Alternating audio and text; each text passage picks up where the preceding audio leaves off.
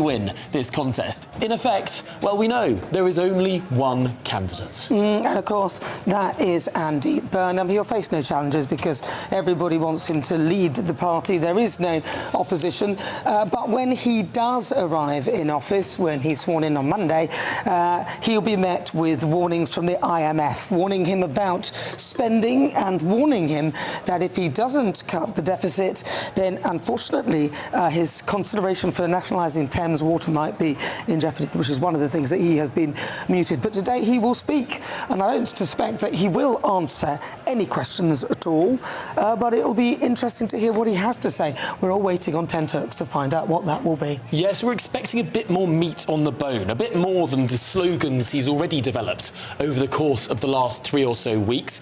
Good growth in every postcode is one he keeps coming back to. We hear about a devolution revolution.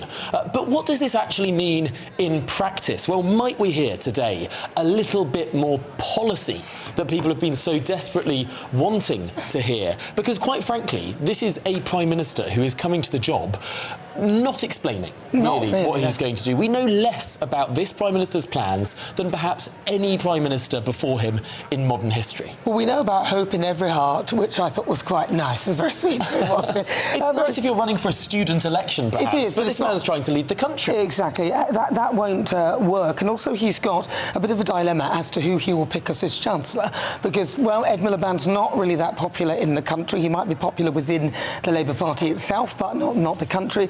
And if Shabana Mahmood is the person that he would put in place, as Andy said earlier, well, she doesn't really have any economics experience. And to be honest, she's probably doing quite a good job as Home Secretary, really.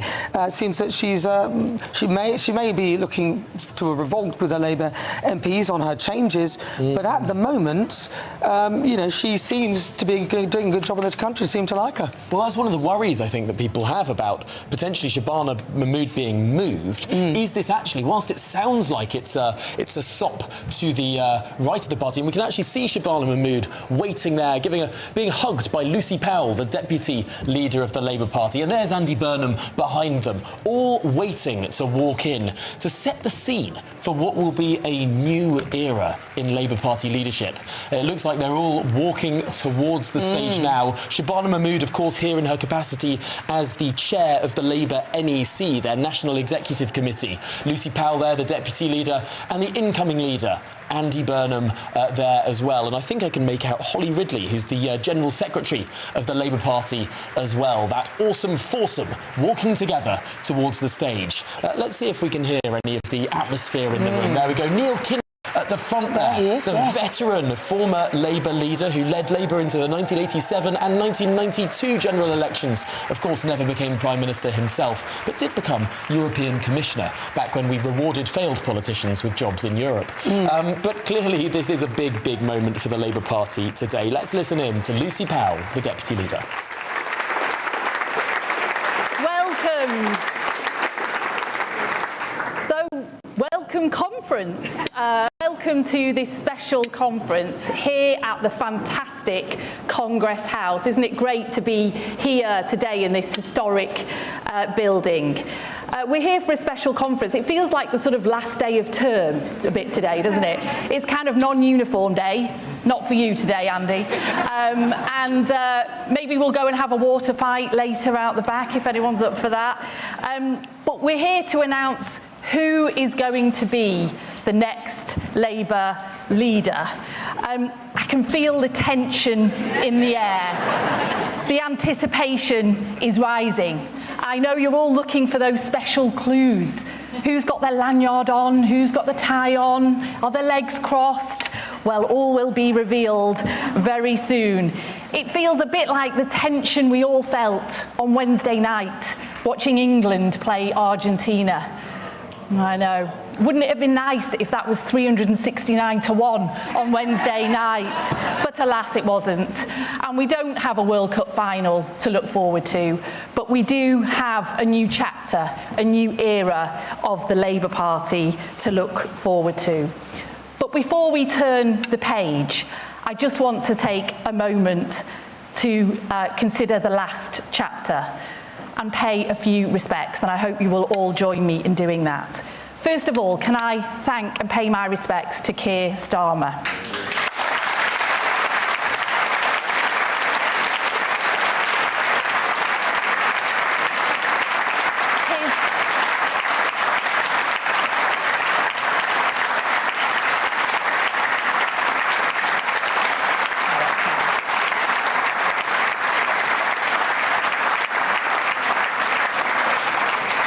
That's really nice. And his legacy will be of the guy who helped save the Labour Party. He took us from that historic defeat and just 4 years later took us to that historic election victory, and we thank him for that. And that meant that we had a really strong Labour government that was able to deliver on our Labour values, and he, under his leadership, he did just that.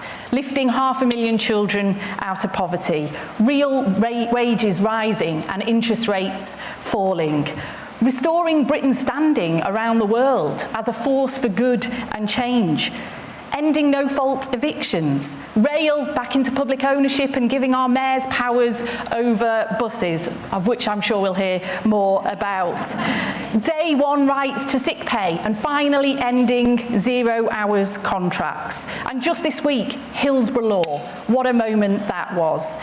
And finally, ending the hereditary principle in the House of Lords. That is just to name a few.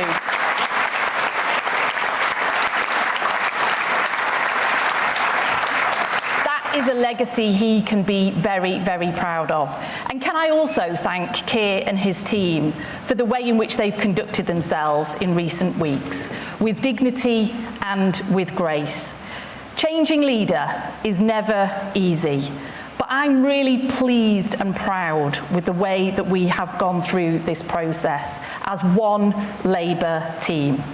And that wouldn't have been possible without all of you in this room today. I want to say a big thank you as well to the candidates team. Still a candidate. Andy Burnham, you and your team have really been incredibly respectful and generous throughout this process. Thank you for that.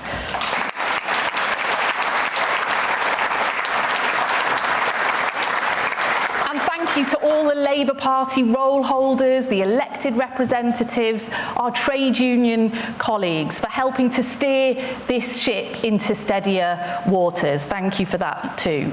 But most of all, can I thank our fantastic General Secretary, Holly Ridley, and all the Labour staff around the country.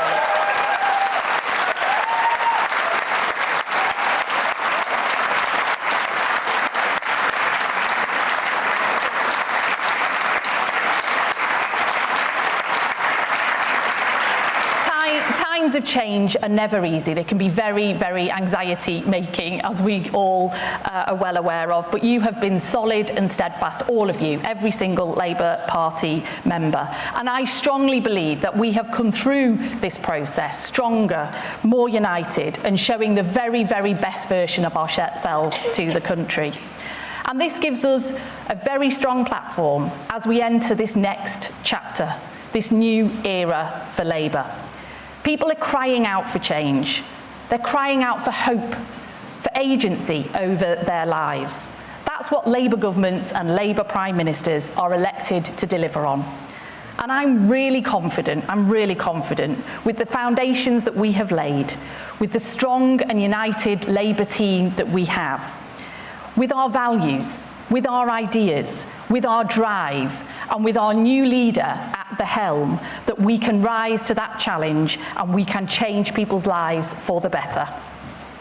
And we can, in doing so, restore faith in politics, restore trust in Labour. So conference, let's be proud, let's be loud, together we can do this. Thank you very much.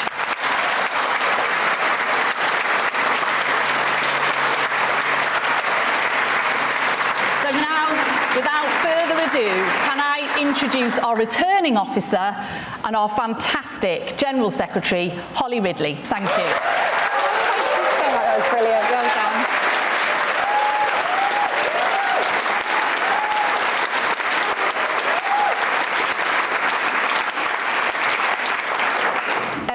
Lucy, and good afternoon, everyone.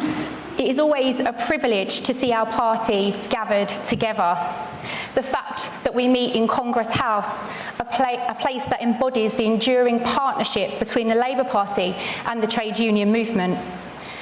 It is a fitting reminder that our strength comes not simply from the breadth of our movement, but from the values that unite us: solidarity, fairness, and a shared commitment to improving the lives of working people.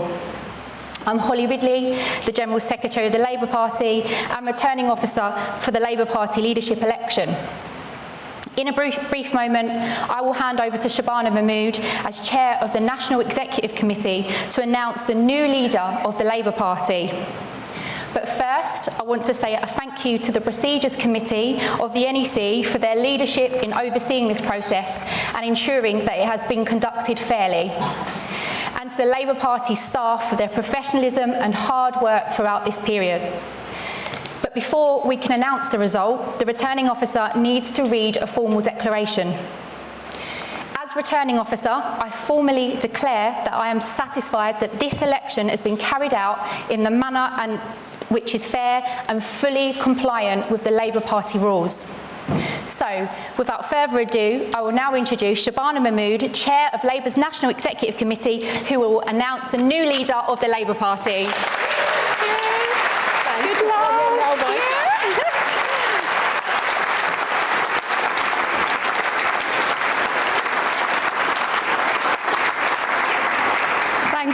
Thank you very much, Holly. As Chair of the National Executive Committee of the Labour Party, I have the honour of announcing the result of the Labour Party Leadership Contest 2026. This is the formal bit. Following the resignation of Sir Keir Starmer as Labour's leader, the NEC set out the procedures and timetable for a contest to seek his replacement. The Returning Officer has informed me that the requirements of that contest have now been met. It's hardly a nail-biter, folks. And so, despite the efforts of a lone MP, I can confirm that there was only one eligibly nominated candidate. Following the period of nominations by Labour MPs, one candidate received 379 nominations. Having met the threshold of 20% of the Parliamentary Labour Party, they were eligible to proceed to the next stage. One other candidate received one nomination and is not eligible to proceed.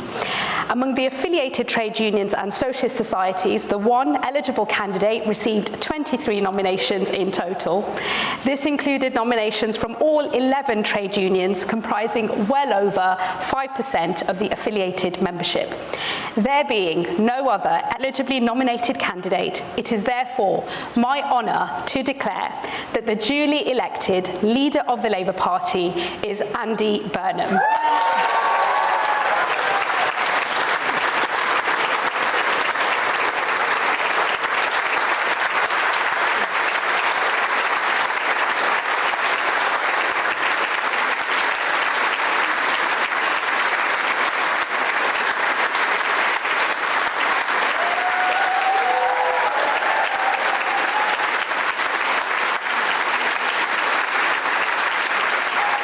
Thank you, everybody. Thanks so much. Thank you. Thank you, everyone.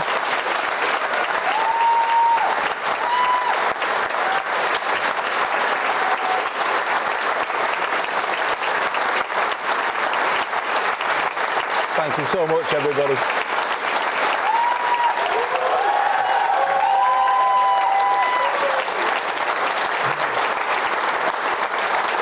Thank you very much. Thank you.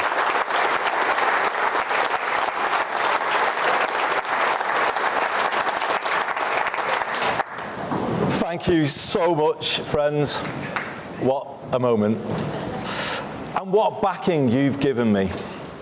All our affiliated trade unions, all our socialist societies, 379 of our MPs, and I don't need to say commiserations to Catherine West, because she backed me too. Thanks, Catherine.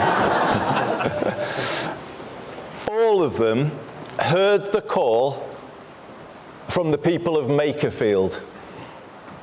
on behalf of forgotten places everywhere up and down this country for a return of the Labour they once knew. And now we answer that call. We will be that version of Labour again.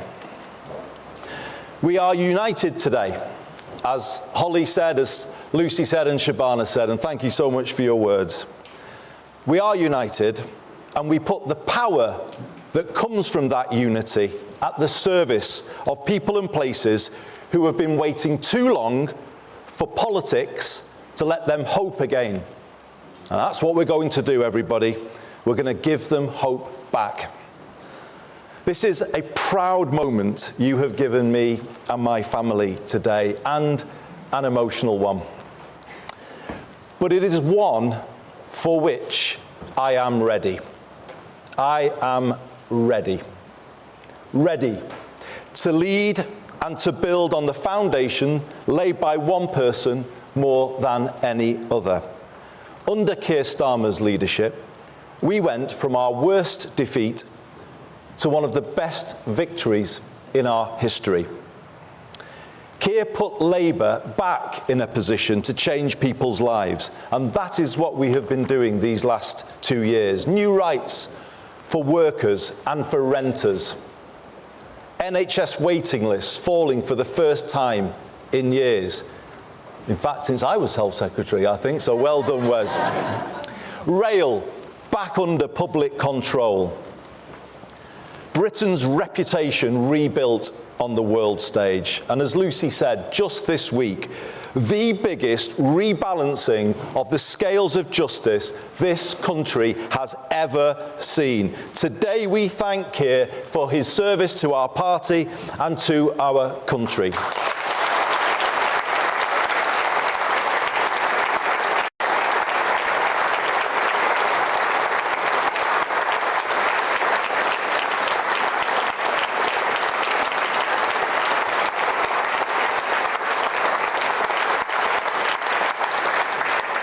Ten years ago, he and I worked together, drawing up the original Hillsborough law in my office in the aftermath of the second Hillsborough inquest. And I drew on all of his legal expertise when I presented that bill to Parliament. To be in Parliament on Tuesday, when Keir delivered on his promise to the Hillsborough families and all of the other campaigners who were part of the Hillsborough Law Now campaign, a promise to end the cover-up culture in this country, to pass power from the authorities to ordinary people, and to prevent anyone in future going through what the Hillsborough families did. It felt to me like life coming full circle.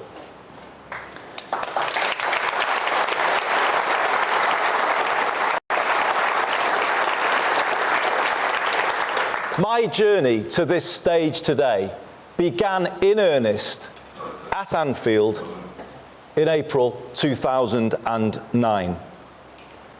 The COP made me confront the fact that this country does not work for working class communities like the city of my birth.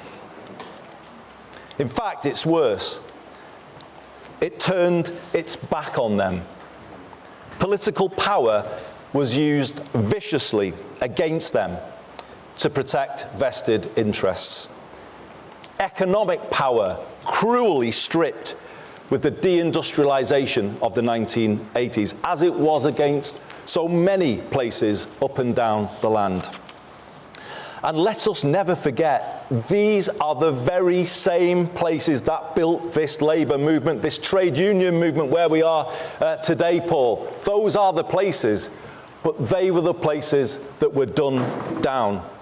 This Labour movement, the trade union movement, was forged in the steelworks and ironworks of Sheffield, Scunthorpe, Port Talbot and Teesside, in the coalfields of South Wales, Central Scotland, Nottinghamshire, Derbyshire, Yorkshire and Lancashire, in the mills across the Pennines, west and east, in the shipyards on the Clyde and on the Tyne, and in the dockyards of Liverpool and here in London.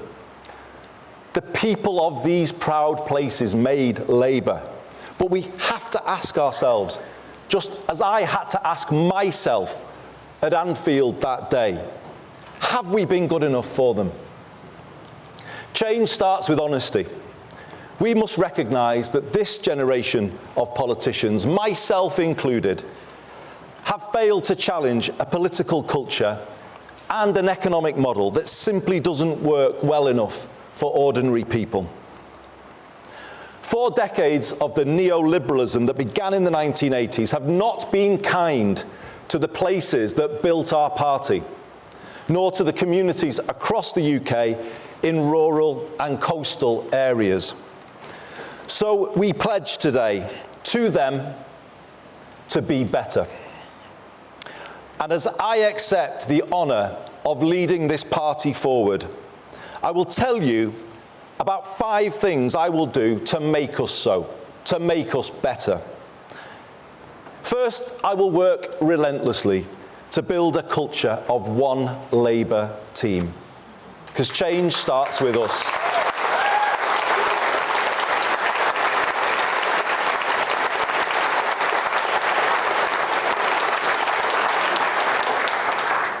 We won't beat Britain's new right if we are consumed by infighting and pulling in different directions. That is, and always has been, an indulgence that falls heaviest on the people who need Labour most. Fighting to eradicate it and the insidious briefing culture that goes along with it will characterise my leadership. In future, when a Burnhamite walks into a bar, as many Burnhamites are known to do, talking about you, Kevin.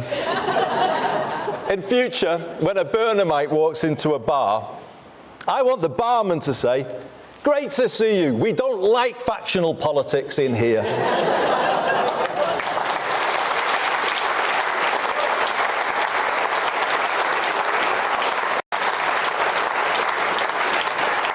Now, you might know, and your reaction suggests so, there's a different version of that joke told by people who put internal politics before anything else. But here's the truth. Their factionalism has bedeviled us. Today we move beyond it. I have supported all our Labour leaders in my lifetime because I believe a united Labour Party and Labour movement is the best hope for our country, and I know you believe that too, as do our members up and down the land.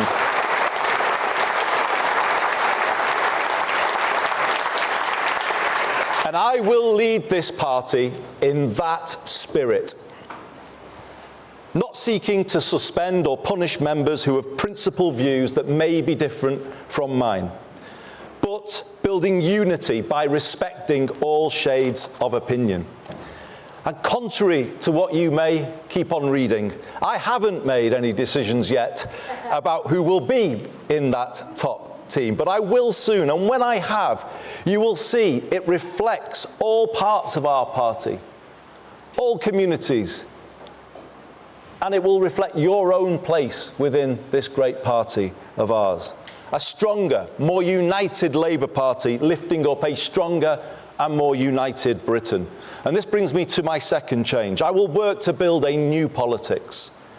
The country is crying out for it. We might enjoy the point scoring against others.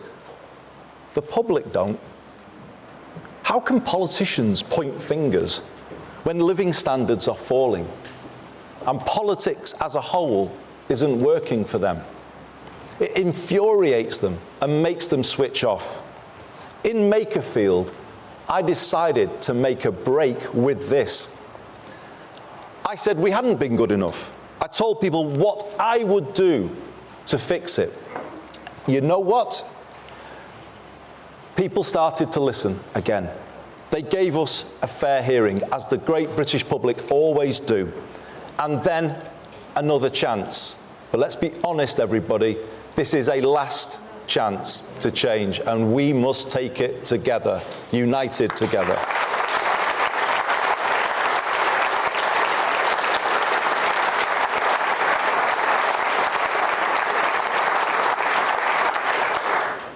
tell people what we will do, rather than always going on about others. And if we do more of that, let's see if we can get the ear of the country as well, not just Makerfield.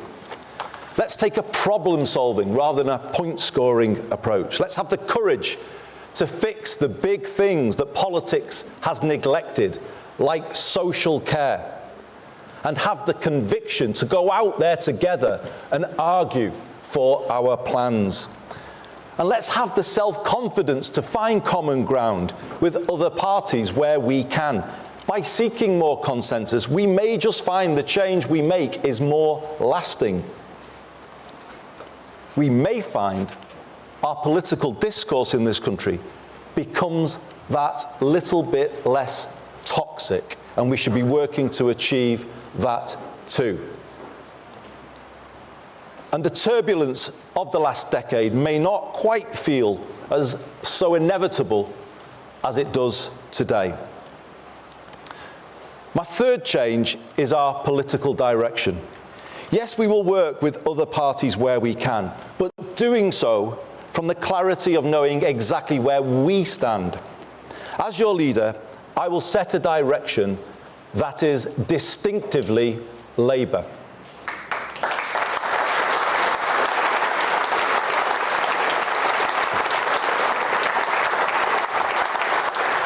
We won't try to out-green the Greens or out-reform reform, or doing what we've done in the past of wearing too many Tory clothes. Let me tell you, I'm quite happy that Kemi doesn't approve of my wardrobe choices, because I'm not keen on theirs either. From here, we do it differently. We win by being us. Boldly, confidently, authentically us. Labour. That's how we win. I want people to understand the thinking behind the political direction I set, so people can see the decisions we take and the reasons why. I am clear, Britain took a series of wrong turns in the 1980s. Political power was centralised and economic power was privatised. The country surrendered control of the essentials: housing, water, energy, transport, and left people exposed to higher costs.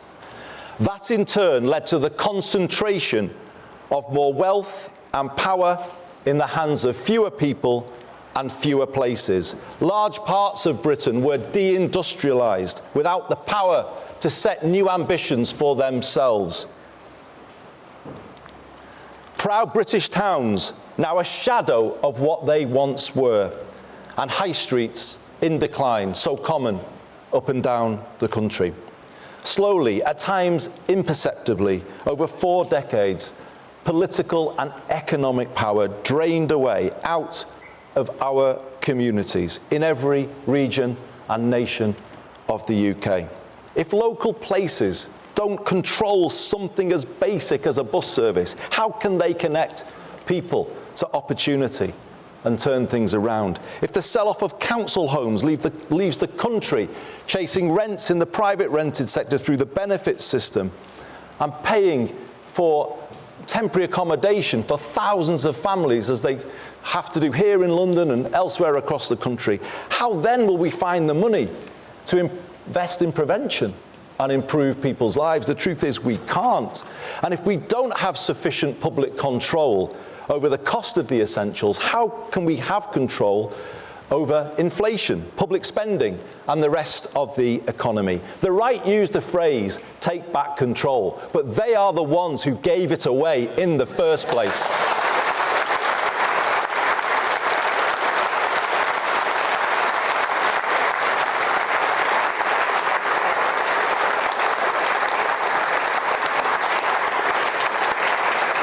If we want an economy and a country that works for all people and places, which to me should always be at the very core of Labourism, then it requires a new path to the one we've been on for the last 40 years. The government I lead will confidently lay that path out starting next week. And that is why this change today is the most significant change moment in our politics for 40 years. It will take us to a country where life is more affordable and all people and places are lifted from where they are now. And conference, this is my 4th commitment to you. I mean it when I say all places. I will be a leader for the North, the South, the East and the West, for Scotland, Wales and for Northern Ireland.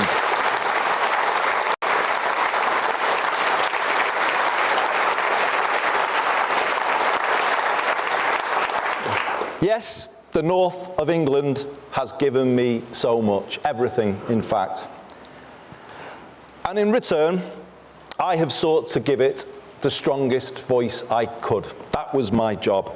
But now I do the same for everywhere.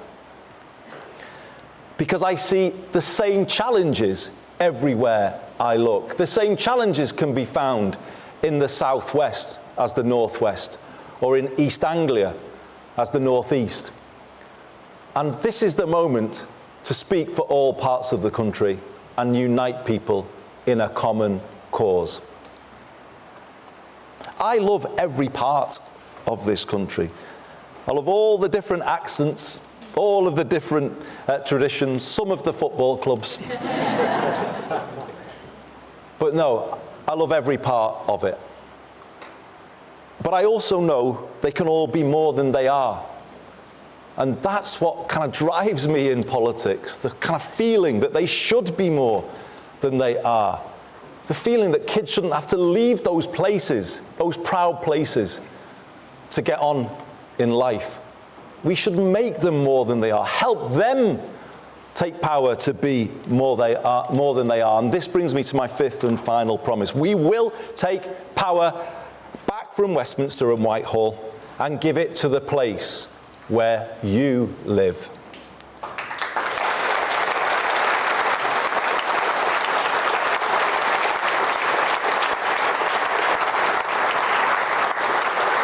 More power over life's essentials so you can make them work better and more affordable for people. Just as my good friend Steve Rotherham is doing today as we are here meeting at the TUC in London. He is at a meeting, chairing a meeting of the Liverpool City Region Combined Authority, and he is presenting to that meeting a plan to put the entire Merseyrail network back in public ownership by 2028.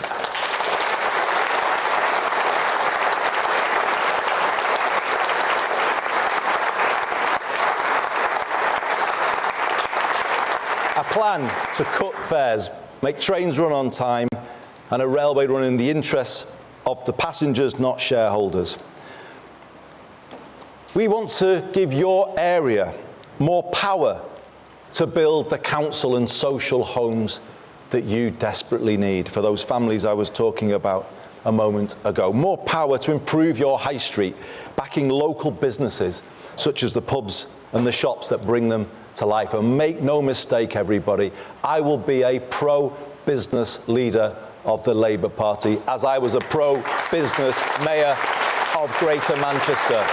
We turn places round together, and that is the way we ran in Manchester, and we will take to the whole country. And as part of that, more power to re-industrialise and to build an education system based on parity between academic and technical education, to give every young person growing up in different parts of the country a path in life to university or to a work placement, to apprenticeship and into a good job. Hope for every young person is what we are going to be about. And this is it, when you add all of that together, a plan to give people more power, to bring back the hope we have all been missing too much, and people are looking for us to deliver, and we will. So, everybody, you're here and you're sharing this moment with me. Thank you so much for being with me. I've had a long journey through politics to get to this moment, as you all know, because so many of you in here and so many others watching this on television know what they did to help me along my way and knock me into shape as they needed to do. I want to, if I may, just single out three. I was his parliamentary private secretary in my first experience of the front bench, but he has been the truest mentor to me in the decades since, and it's just wonderful to be with you, Lord Blunkett, David, on this special day.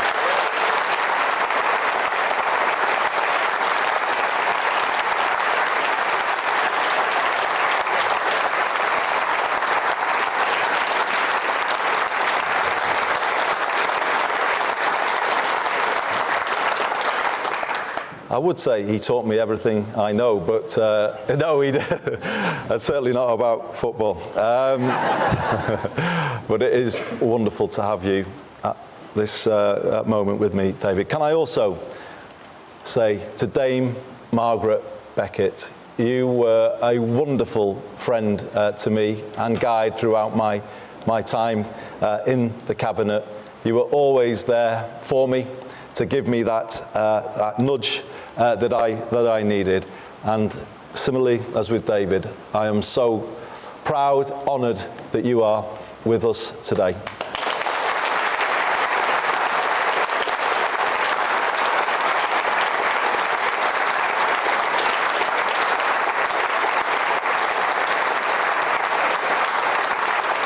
And sitting next to Margaret, for those of you who want somebody to blame, he is the man you can hold to account. He is the man that fired up a young Andy Burnham in the northwest of England in the mid-1980s with rhetoric of the kind that remains unmatched, I would say, in modern politics. It has always been something that I treasure to get a message from him with his advice and the care and the thought he puts into those messages. They mean everything to me. I would not be standing here. I would not have joined this great party of ours in 1985 had it not been for the legend that is Neil Kinnock. It's absolutely brilliant to have you with us today.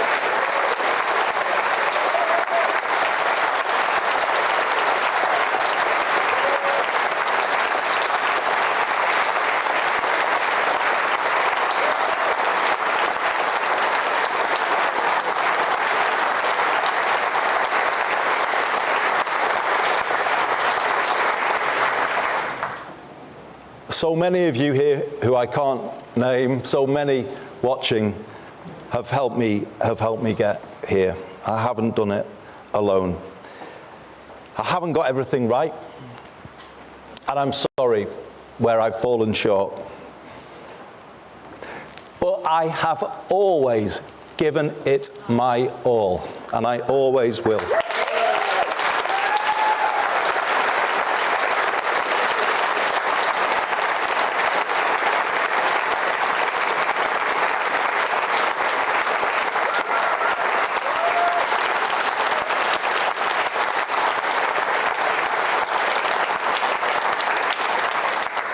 Truly, I've given this party everything I've had, but now it's done the same for me. I have listened and learned as I've gone along, you'll be pleased to know. And hopefully, I've got better as a result. You can be sure of this. I know what I believe after 25 years as an elected Labour representative. And I know what I want to do, working with you all. I have a plan. And what I also want you to know is that I won't change. I have a style, it's my style. I will always stay close to the ground, close to the people, hopefully still in my season ticket when the new season starts. In Cardiff on Tuesday. Brilliant just to meet and chat to people as they came up to speak. I will always stay the same because I draw my strength from people. I hear things, pick up straws in the wind as I was going about Manchester and my job as mayor, and I say to Kevin Lee, who's here today, and I want to thank Kevin, who's been such a staunch supporter and friend for me on this journey.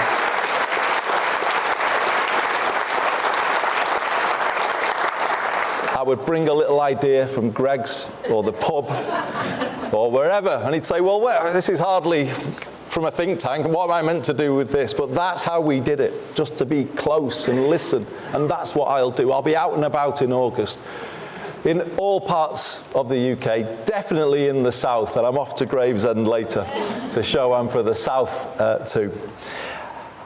That's the way I've always done it, and it made me really proud recently. You might call it faint praise, but I took it as very serious praise. Someone said recently, Andy's all right. He's for us. I was so proud of that I made it my slogan in Bakerfield. I am for us, for all of us.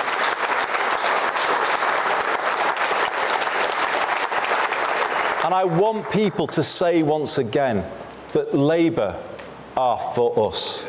I want that to just fall off people's tongues, and we can do it. We can be that party, the party that puts more power in people's hands, drives good growth in every postcode, and puts hope in every heart, that gets the country pulling together again and moves beyond the divisions of recent years. All people and all places, public and private sectors, in a new sense of unity and common cause. That's my mission as your new leader, to bring back hope. I believe in all of you, and I am confident we can do it. Thank you very much, everyone.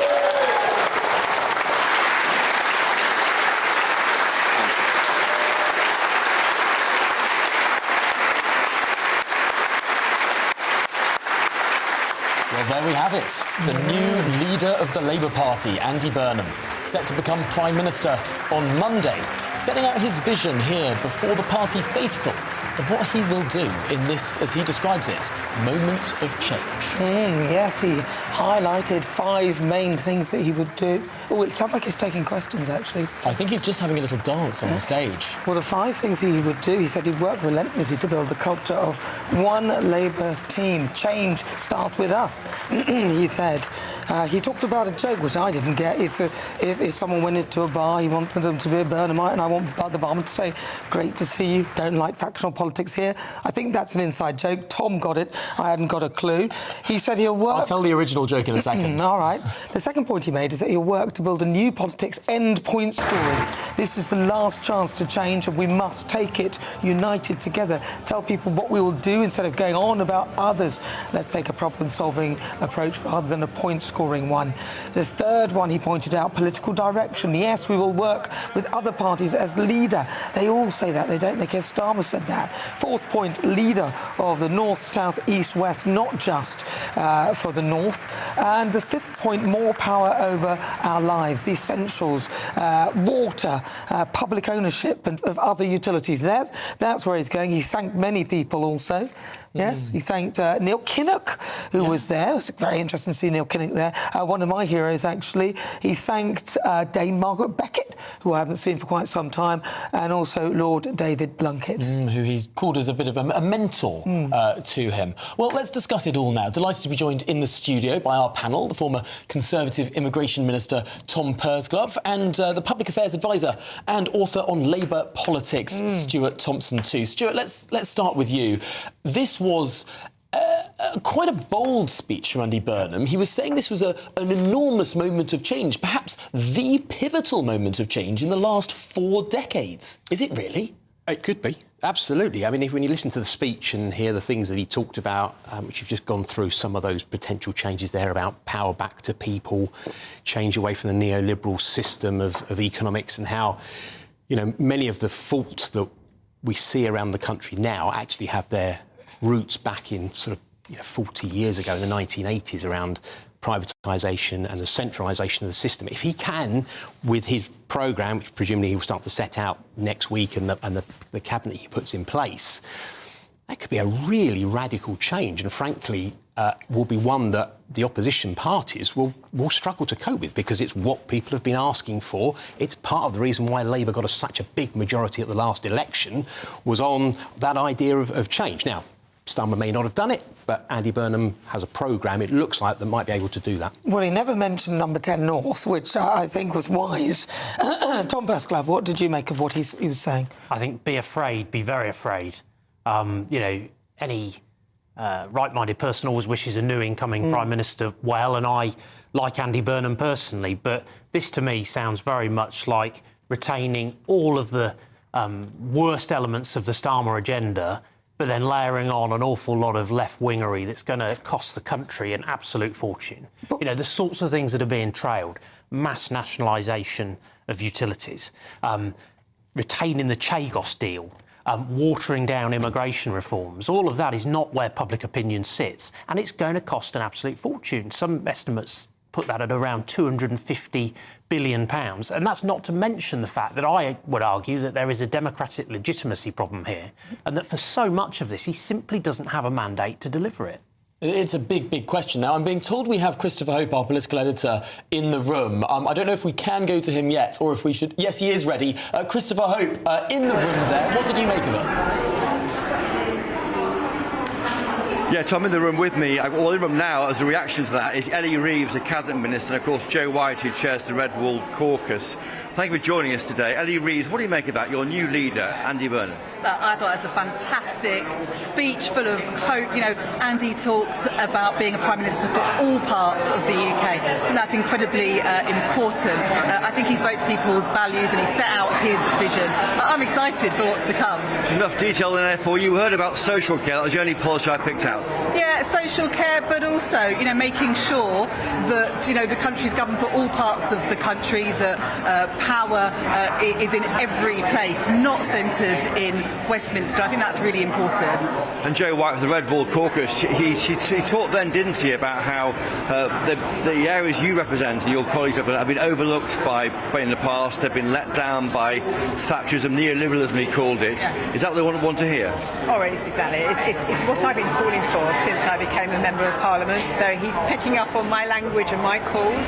And so I'm absolutely delighted we have a Prime Minister who represents an area very, very similar to mine, and he really, really gets it. The conversations that he had on the doorstep during the by-election, he now puts the make-a-field test to everything he does. And what is great is that he says it's not just for areas like ours, it's for the whole country. He wants to ensure that we have that reindustrialisation, we have the investment that we need, and we have the skills and the opportunities for our young people so that they can grow and thrive. That sense of hope has been regenerated, and I'm absolutely thrilled that we are taking this new step forward. You talked about a distinctively Labour approach. What will that look like, Ellie Reeves? I think that, it was a speech that was full of hope and of Labour values, and Andy and the team will be setting out things in the coming weeks, and I think that's really important. He talked about making sure that he's going around to the whole country. I look forward to seeing all of this, but I think we leave this hall today with renewed energy, enthusiasm and hope for the future. What do you want to see next week from Andy Burnham when he starts touring the country, Joe White? Well, as he said, he's going to Gravesend this afternoon, so he needs to go to every point of the compass and have those conversations, because he says what he does, he talks to people and he listens to them, and that's what influences what he does, and the take he takes from that then feeds into government policy and politics. That's what's important. He wants to keep his feet firmly rooted on the ground, and that's why I strongly believe in number 10 in the North, because it means he's always listening, always picking picking up what's working, what's not working, and he's getting out of that goldfish bowl of Westminster. And he's good at vibes and connection. He hasn't talked to the press yet. He's been hidden from us really by his media handlers. Will that change? Well, he's going to be setting out more detail, isn't he, in the coming weeks. He's only just today become leader of the Labour Party. But I think that vision, and Joe talked about the fact that he's grounded. He talked about that trip to Cardiff where he just sat and people came and spoke to him, and he talked about that's where he gets his ideas from, not necessarily from think tanks and academics, but actually from people on the ground, and that's really refreshing. I think it's important that he continues to do that, because some of the best ideas come from the grassroots up. Joe White, last question to you. Is it a gamble worth taking here for the Labour Party? Is it a gamble changing your leader? Didn't work for the Tories. I don't think it's a gamble. We're actually going to fight to win the country back for what they need and the change that we have to make. He is giving hope, and I love his demand that there should be growth in every postcode and hope in every heart, and that's what we're going to take away from here today. Joe White, thank you for joining us. Andy Reeves too, thank you for joining us too. There you have it. Excited views here from this coronation of Andy Burnham as Labour leader. Thank you very much indeed, Christopher Hope. Fascinating to get a bit of atmosphere there inside. It does seem like the Labour Party is very, very excited. It looks like everyone's drunk the Kool-Aid. It really does. That's exactly what I was about to say. They've drunk the Kool-Aid, haven't they? I mean, Tom Pursglove, hope in every heart, growth in every postcode. Yeah. It was very woolly. I guess that's how it's meant to be. I guess he didn't want to be firm on any policy. But what did you feel? Because did you not feel a sense of enthusiasm and charisma after he spoke? At least that. Give him that. Well, look, I wish him well, but the sort of slogans that we're now hearing are a bit like when Labour ministers go on the morning round and sort of talk about breakfast clubs. And it's, the country's problems are so fundamental and so stark. None of this changes the dial. He inherits all of the same problems. He's got a fundamentally unsound collection of MPs who are still going to have the same objections on so many of the issues that are just out of touch with where public opinion sits.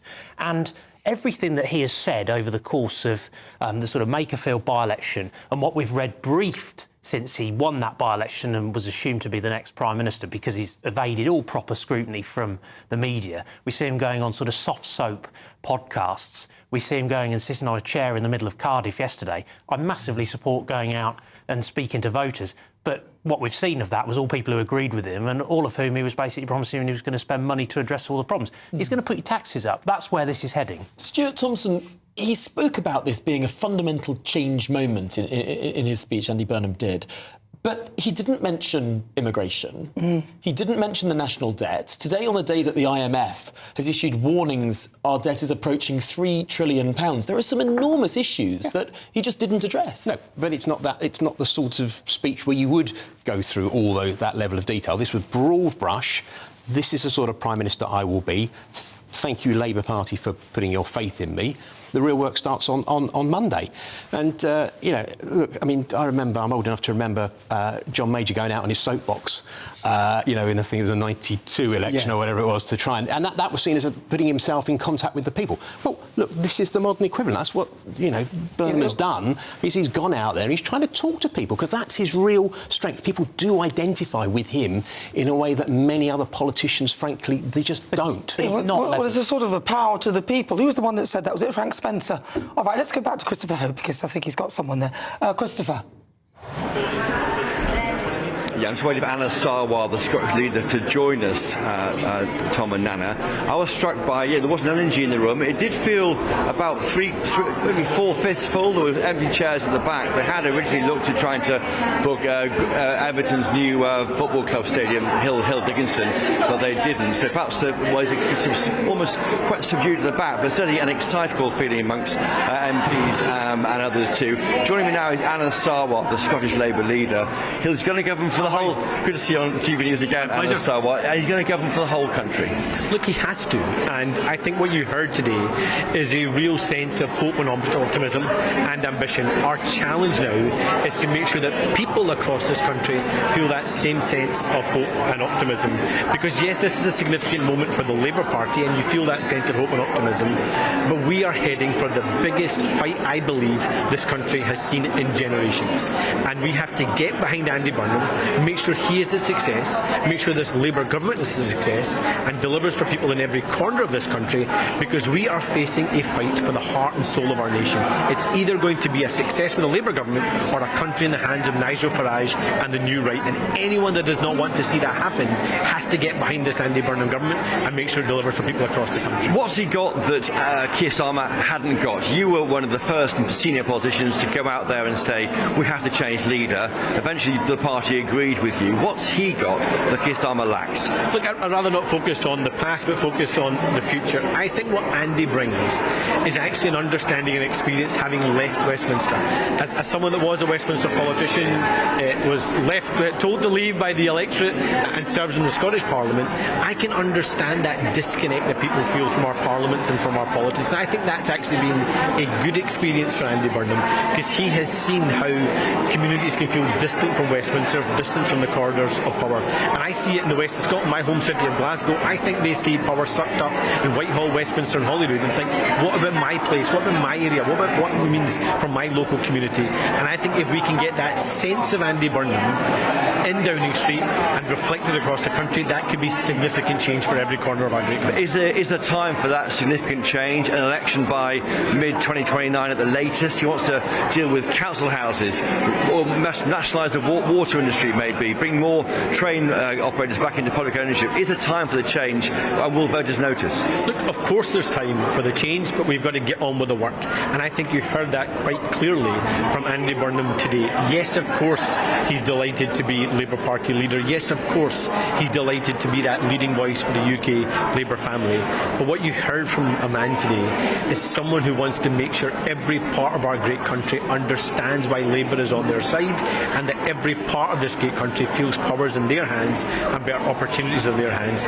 And anyone that wants to see that happen has to get behind this government. You heard it from Andy today. Yep. This is a last chance, and I agree with him on that. I think this is Labour's last chance, and this is a chance we cannot afford to miss, because we are fighting for the heart and soul of our nation, and I want to make sure Labour wins that fight. He's the man who could beat Nigel Farage. He is the man that can and must beat Nigel Farage. And this is the point I would make, is look, we in the Labour Party love a policy disagreement. We love to debate and discuss the minutiae, of course we do. But let's not forget all those internal debates, all those nuanced positions pale into insignificance compared to the big challenge we face in our country. We are in the fight of our lives to save the heart and soul of this great nation. This is not a country that wants to be in the hands of Nigel Farage. This is not a country that wants to be suspicious of its neighbour or to pit one against another. This is a country that needs a government on the side of all of us. That's what Andy Burnham will be, but we have to make sure that's a success. And just finally, he's got it in him, has he? We haven't seen much of him. He hasn't talked to GBNews yet. We're dying to speak to him. Has he got it in him to be that leader you're describing? Well, look, I love speaking to GBNews. I'm happy to come on regularly and speak to GBNews. Of course he has it in him. And again, I think you've heard from him today. He feels a huge sense of responsibility, and there is a huge sense of responsibility on him. But I think there's another lesson for us as a wider Labour Party, and I can say this as someone who leads the Scottish Labour Party. I think we've got to move past the days of thinking responsibility lies with one person in one office at the top. Of course, ultimate responsibility lies with those that lead. But we have to all collectively get behind this project, because if we do not, what is to come for our nation is so serious and so dangerous. And I am not willing to let that happen. This Andy Burnham premiership has to succeed. This Labour government has to deliver for every great corner of this amazing country. So let's get to work. Anna Sower, thank you for joining us. My pleasure, thank you. Anna Sower there is making clear that the party must unite behind Andy Burnham. It's their last chance, he says, to defeat Nigel Farage. The battle for the next election, I think, has started right now. Well, Christopher Hope, thank you indeed for bringing us that. Last Chance Saloon, I think, is the big headline off the back of that interview. One final chance for the Labour Party. They can't do this again. I mean, people say changing leaders didn't work for the Tories. It did. It did work when they got rid of Theresa May, got Boris Johnson in, and he won an enormous election. But the trick is, you can't play the same card again. They can't change the leader. Maybe Andy Burnham will give the Labour Party a bounce. But this is the thing. If they get into hot water again, There's no way they can change leader again. Well, no. And also, there isn't really anybody else that has a sort of charisma with it like Andy Burnham has. I have to commend him on that speech, to be honest, because I listened to that and I thought, oh, this sounds wonderful. I love the things he's saying. I even like the idea of privatising water, because I don't believe that it's something that can exist in a competitive environment, so it makes no sense. But the question is whether he can actually follow through on it. And the fact that he has only answered questions from people like Gary Lineker, gone on Reddit and stuff like that, to me, is not that promising. But we shall see. We certainly will. Do stay with us here on Good Afternoon Britain, because, my goodness me, there is so much to digest about the 20th Labour leader and our next Prime Minister.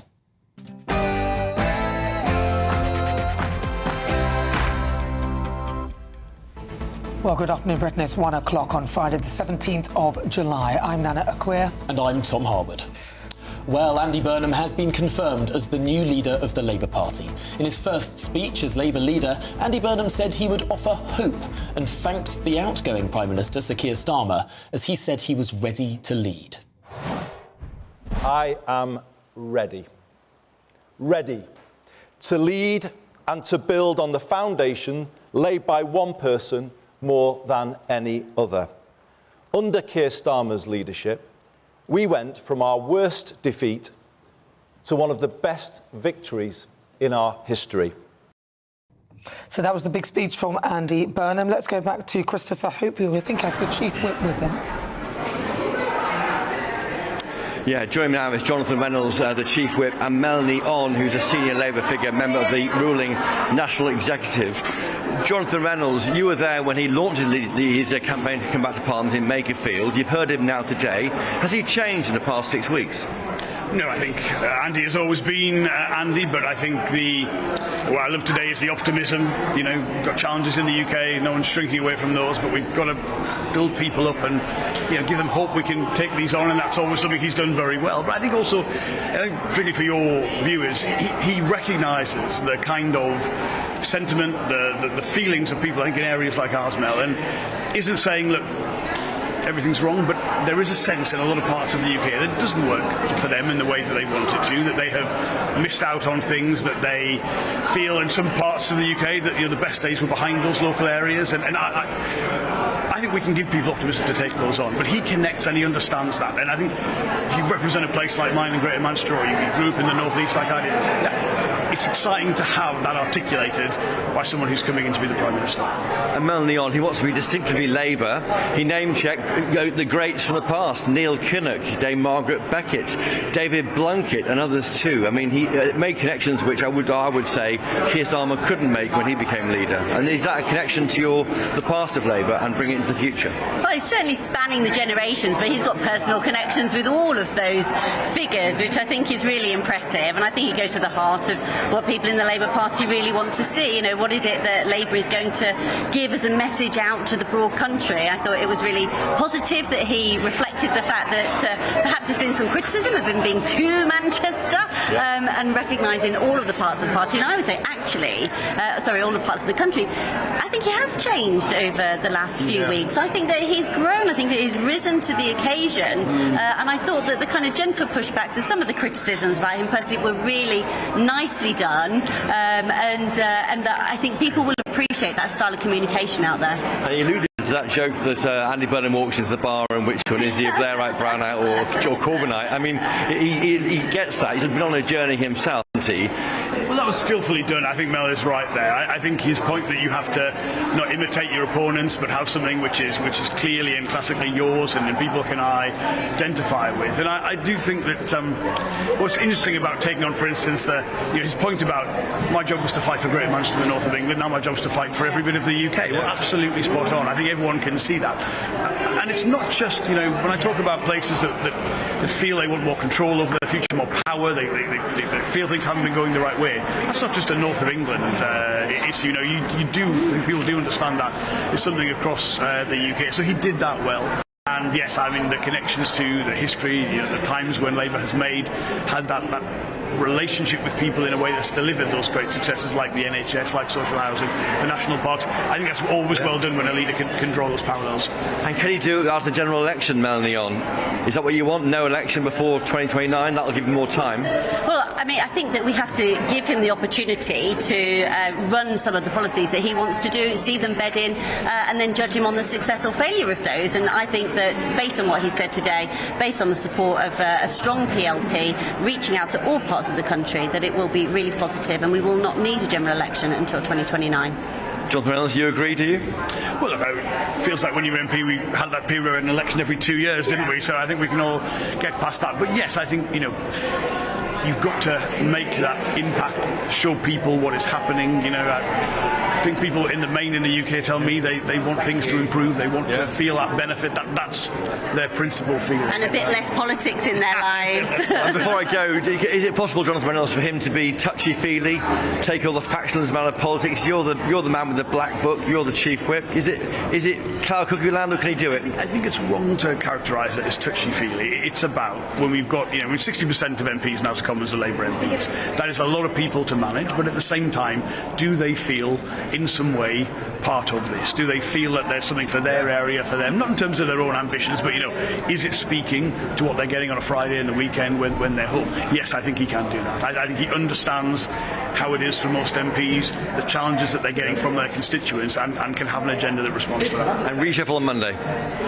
Well, I mean, if you guys would stop speculating on every position, that would probably make it. But look, I understand when you haven't got a contest, you speculate on that. But yes, I understand the King will call for the current Prime Minister and the next one on Monday. Jonathan Reynolds, thank you. Melanie, great to see you both. Thank you for joining us today on GB News. There you have it, the Chief Whip speaking to us. A rare moment. Normally they can't speak to the press, but we are in uncertain times for the Labour Party. But they would say they're going towards a confident future. We'll see how that plays out. Christopher Hope, thank you very much indeed for being there at the heart of all the action with all of the key players today. Really superb stuff. Well, back in the studio now, we're joined by the former Conservative Immigration Minister, Tom Pursglove, and the Public Affairs Advisor and author on Labour politics, Stuart Thompson. Tom, let's start with you. Let's dissect some of what we've heard from those Labour MPs. They're saying that it's one big happy family. Everyone agrees now, and Andy's the guy who's leading things. You have been you were in Parliament over a lot of leadership troubles of the Conservative Party. Can I ask you a really candid question? When you went on the TV studios and people asked, is it all happy families?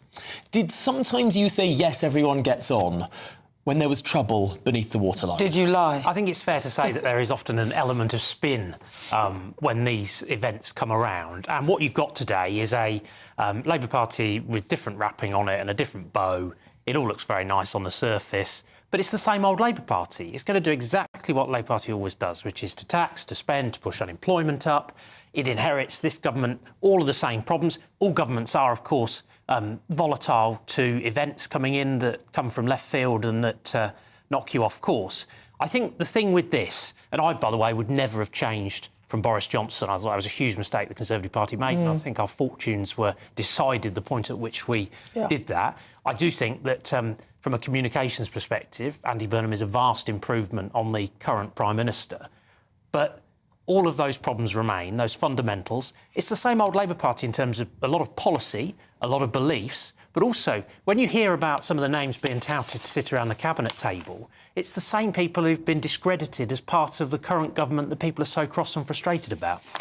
Now, I want to come to you and ask you about this number 10 North, because remember when the Labour Party, many councils tried to cancel elections because the reorganisation was taking too long, the unitary council thing they were planning to do, so that they thought they would sort of delay elections. Yeah. How long will it take for them to do this so-called reorganisation? Because it sounds to me like they're obfuscating, so they're avoiding the actual work and dealing with organisational issues, which really are not the priority of the people, I think.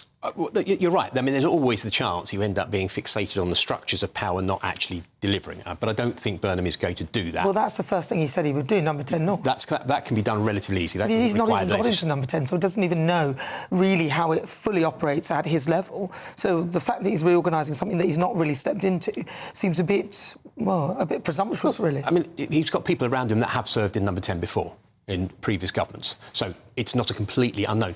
He was around number 10. He was a special advisor before he was an MP as well. So it's not that he's going in there not having a clue about how government works, how the departments work, how the advisory system works, and he's already made a judgment about number 10 in the north.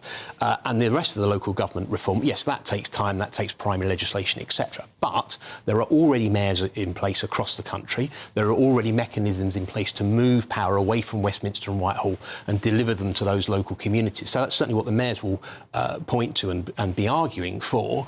And that could make a real difference. Again, that power, that decision-making ability close to those communities, to look at the high streets, to look at those failed, the industries that used to operate in communities across the country that don't anymore. So, look, we could sit here and say, well, Labour haven't done this for a period of time, or it's the same Labour Party. We had, from 2010 through to the last election, a series of coalition and Conservative governments that, frankly, didn't move the dial.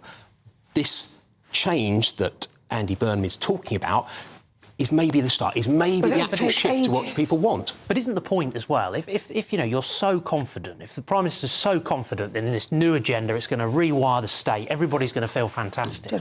Why wouldn't you be out there communicating that message on media? Running away from GB News is pathetic. No, absolutely he will not be running away. And equally, should be fronting up to Parliament. If you are, rewiring the Constitution, the way that things work, over the course of this summer recess, the Prime Minister should make himself available to Parliament. He should answer questions. He should be accountable. This is not a good start. There is no reason to suggest that he isn't doing that. They blew that out of the water this week. He's not Prime Minister. Whipped against to he is not Prime Minister. When he becomes Prime Minister, he will then set the tone of how he approaches governing the country. In fairness, he becomes Prime Minister on Monday. There's the whole rigmarole, the constitutional niceties. There's the whole rigmarole, the constitutional niceties of going to visit the King in Buckingham Palace and then coming back to Downing Street. The Conservative Party asked for Parliament to sit just one more day. And by the way, the House of Lords is sitting next week. And the House of Lords is sitting, so not even Parliament, just the Commons to sit for one more day to allow Andy Burnham to stand there at the dispatch box with the 400 Labour MPs behind him. He'll have a pretty good time of it, I would have thought. But he just didn't want to be questioned across the dispatch box by Kemi Badenoch. It seems strange. In a day one in a job. Right, fine. He will put himself forward. There is absolutely no doubt that he will do that at the time that he wants to do it, at the time that he's put his programme together. That's not how politics works. No, it is. Well, the reality is that it is how politics works. Politicians and Prime Ministers in particular will choose how they are scrutinised. I'm afraid the Prime Minister can't duck out of commitments. So, for example, he will have to... He's not ducking out of it. He will have to face Prime Minister's questions every Wednesday. Yes. Now, in previous years, well, Tony Blair, when he became Prime Minister, changed it from being 2 Prime Minister's question sessions every Tuesday and Thursday to 1 every Wednesday. Longer. For longer. For longer, that's true, although question mark over how much time was actually lost there. But ultimately, what Andy Burnham is doing now is withdrawing from opportunities to be questioned in the traditional setting that you would expect him to be questioned. Is this going to become a theme? No. And I'll tell you why. He's been an MP for a couple of weeks. He's not even Prime Minister yet. And yet the criticism is that he's not putting himself up for the levels of scrutiny that the media want. Fact. Graham Stringer, for example, who I have a lot of time respect for and calls these things out for what it is, Labour MP has said that the way that this has been handled is not right. And a lot of the sort of pitch that Burnham set out, including in this speech this morning, is about how Parliament and parliamentarians are going to be treated more respectfully in a more collegiate manner, more working across the House to try and take the country forward. This does not send the right signal about being committed to that. Sitting there for one day makes no difference to that part of the agenda for one day. Let's see how he comes back. That's what he should be doing. Yeah, he will do, and I am absolutely convinced that he will do. But when Parliament comes back in, September, October, that's when you will start to see that change in politics more and more. Well, he didn't give him time. He didn't even appear. He was asked. I can't remember on which it was, one of the other channels, about the fiscal rules. What were they? He didn't know. Well, but you know what I mean? Look, again, give him time. He will know that. He will put that in place. He will put a team in place, and we will start to see what this agenda... We've got an idea of some of it. We'll see more of it, and it will come to fruition. I'm sure you will see a series of, of policies announced next week. They might form the part of a campaign going forward as well, but policies going forward next week, and then the opposition party is going to have to work out, do they want to stand with him? So when he's talking about parties working together, social care is one of the biggest policies, biggest challenges this country has faced. Andy Burnham had a plan when he was Health Secretary. David Cameron and George Osborne withdrew from that and decided to campaign on that around 2019. We're still waiting. And then in 2017, Theresa May put forward what was substantially similar to the Andy Burnham plan, which was then derided as the dementia tax during that election. This is going to be a problem. By the Labour Party and others, and potentially cost Theresa May her majority. I mean, there have been politicians who have tried to come forward with big, bold answers, but frankly, the cut and throat of our politics has made that impossible. It makes it really difficult. And you know, look, whether we have a quick election, you know, as touched on there in Chris's, you know, interview there with the Chief Whip, you know, is a case in point. So, look, if you're going to try and do those really big things, actually having a big majority, which they absolutely have at the moment, could those plans go through before the next election and make substantial change, fully scrutinised by Parliament, obviously, in that time period? Because if they do, then actually make that change, and then the next election becomes about that change that has been delivered, not just talked about. All right, Stuart Thompson, and also, I suddenly forgot your name, Tom Pursglove, thank you very much. All right, let's go over to Jack Carson, who is there in Andy Burnham's constituency of Makerfield, and find out what people are saying there. Jack.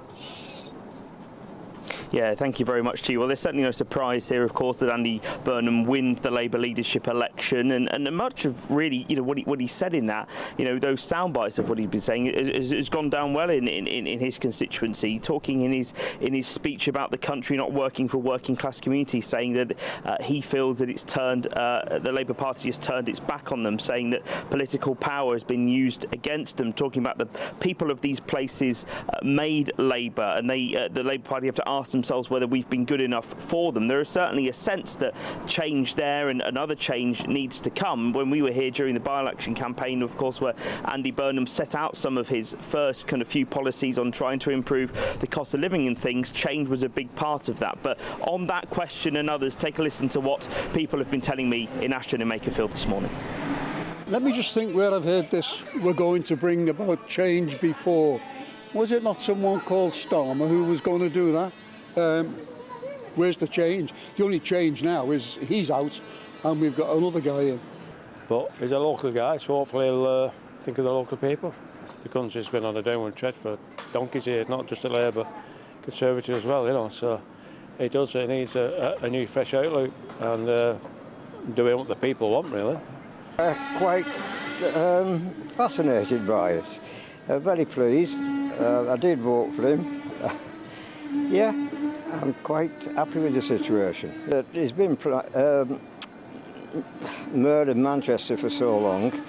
I think we're fairly familiar with him anyway. So, yeah, it's a step forward for him and it's a step forward for us. As you hear there from what people have been telling me today here in Ashton and Makerfield, there is a sense of pleasure that Andy Burnham has become the Labour leader and will now be the Prime Minister. I think so many voters here knew going to the ballot box in that by-election that exactly would be the case. There's certainly no surprise there, but of course there is still a sense, even from his winning speech there after being declared leader, of some ambiguity about exactly what he is going to do. He's given us bits to go off. I mean, we know that devolution is going to play a huge part in his administration as Prime Minister. That rebalancing of power, talking about it again in his speech today, and giving powers back to these regional mayors, using Steve Rotherham in Liverpool as an example of taking more control of those public services like buses and transport in the regional areas. Talked about greater public control when it comes to life's essentials, so things like water, things like energy, things like housing too. No mention specifically in his winning speech of immigration. That was something that came up and has still come up regularly when speaking to people here. He has said in the past, Andy Burnham, that he thinks that net migration needs to fall further, but not set out a specific target. So certainly, I think for his constituency here in Makerfield, his constituents, some changes needed to be seen quite quickly for that trust in politicians down in Westminster to be restored. OK, well, Jack Carson live from Makerfield. Thank you very much indeed. Now, we're going to head straight back to where the announcement was in the centre of London. Actually, the TUC headquarters is where they decided to announce it. A really quite spectacularly ugly building. But anyway, let's go to Christopher Hope, because he's got a rather special guest with him. Christopher. Joining me now, Tom Nana, is Sadiq Khan. As of yesterday, Lord Khan, of course, the Mayor of London. Sadiq, firstly, congratulations on your honour there. What can Andy Burnham learn from being a Metro Mayor, and what can he take into number 10? Well, firstly, the conversations I have every day with Londoners are similar to the ones Andy's had in Greater Manchester, including Makerfield. People are frustrated, they're fed up, they think that my profession doesn't work for them, we're not on their side. And Andy's talking about, bringing about a circuit breaker, try and change the way we've done stuff. And Andy's learned a lot as a member of the Cabinet, Shadow Cabinet, as the Mayor of Greater Manchester. He's been both an insider and an outsider, and I think he gets the challenge we face, but has the solutions as well. And it might work. I mean, we haven't got much detail yet, have we? Social care is a big thing to tackle for him. What else do you want to hear from him, though? Will he do enough, do you think, to turn the economy around? What I want to hear from Andy as Prime Minister is how he's going to unshackle those small businesses, those medium-sized businesses, those entrepreneurs to create more wealth, more jobs, more prosperity. I want to hear from Andy how he's going to release powers from the civil servants in Whitehall, love them as we do, to leaders across the country. I want to hear from Andy how people in the North West, the North East, Scotland, Wales, London will have more say over our destiny. This word devolution is very simple. It's taking back control, which your viewers know all about. We were promised we'd have more control. Where is it? Yeah. And for you, you're now called Lord Khan. You will be when you get made that by the King. What are your plans? Do you want to be a minister again? No. I'm quite clear. I've got the best job in the world, also in politics, being the Mayor of London. One of the advantages I'll have being in the House of Lords is access to ministers, access to Andy Burnham's government, so we can lobby for the resources, the investment that we desperately need. Okay. Lord Khan, Sadiq Khan, thank you for joining us there. Sadiq Khan, the Mayor of London. No plans for a job in Andy Burnham's government? Really interesting, Christopher. Thank you indeed for getting such a big hitter. Yes. You've been doing sterling work today there at the Heart of Power. Yeah, good to get Lord Khan on there, isn't it, really? Well, there you go. Tom Perscliffe, what did you think? Sir Sadiq Khan, Lord Khan, soon to be when he's given his title by the King. What he was saying was he talked about the circuit breaker that Andy Burnham spoke about for change. Well, a lot of the things he was complaining about are the very choices that his colleagues have made in government. Talking about putting businesses, into dust has been the direct consequence of their choices, for example, around national insurance, some of the regulatory burden that's been placed on them. Those are the choices that this government has made. And Labour governments do this consistently. History tells us they push unemployment up. Every Labour government leaves unemployment higher than when it takes office. If we don't get to grips with some of those systemic fundamental challenges that the country faces, we're just going to continue to have these problems. So, as I say, I wish this new administration well because you want it to succeed for the country, but I start from a really sceptical position. Stuart Thompson, what do you make of that? The fact that businesses are hurting, people are hurting, debt is up, taxes are up, unemployment is up, all the economic indicators are flashing red. Apart from growth, which is we had 0.1% growth was the last number. For 15 years, the Conservative governments failed to deal with the fundamental challenges that the economy faced. This government, the 2 years of Starmer, and now for Andy Burnham, is a chance to change that. People are just fed up with the way that politics and business and the whole machinery it works. So this is a chance to try and change that. Now, some people will love that change and some people will hate that change. But if enough people really like it, then that's the job of... Do you think Andy should reverse the NI hike? Oh, look, I mean, I'm not... luckily, there's no chance of him ringing me up and asking me to be Chancellor. I think he will look at all those various indicators and he will look at all the various tax levers and he will come up with a plan with the new Chancellor, whoever that may be, to try and sort of continue that growth trajectory. So, look, I don't know the answer to that, but there's some very clever people that will be looking at all of those things. If he cancels that hike, I think I'm right in saying that would be about between 20 and 25 billion pounds of a new black hole that would be added, which I can't see how he'd make those cuts or raise other taxes to fill that hole. On top of this 250 billion estimate of the commitments he's already been making. Yeah. And when you look at some of the personnel that's being briefed out as coming in from incredibly left-wing organisations with dubious opinions on things like foreign criminals and the removals of foreign criminals. Instinctively, I just don't think this is a government that starts in the right place. Okay, it's not going to be 250 billion. Look, that's if you go through, and everybody can put a number on the side of that weren't promises. It will not be like that. Some of these ambitions might melt away in the early... And it's not 2 years, it's longer than that. Well, at least Stuart Thompson, Tom Pursglove, thanks indeed. We will be back with you very, very shortly indeed. We must take an advert break because we've been putting them off all this time. This is Good Afternoon Britain on GB News. Lots more to come on today's programme. Yes, we'll have more reaction to Andy Burnham becoming the Labour leader. Is this the best hope for Britain? Well, all of that and more to come. Do stay with us. You're with GB News, Britain's #1 news channel.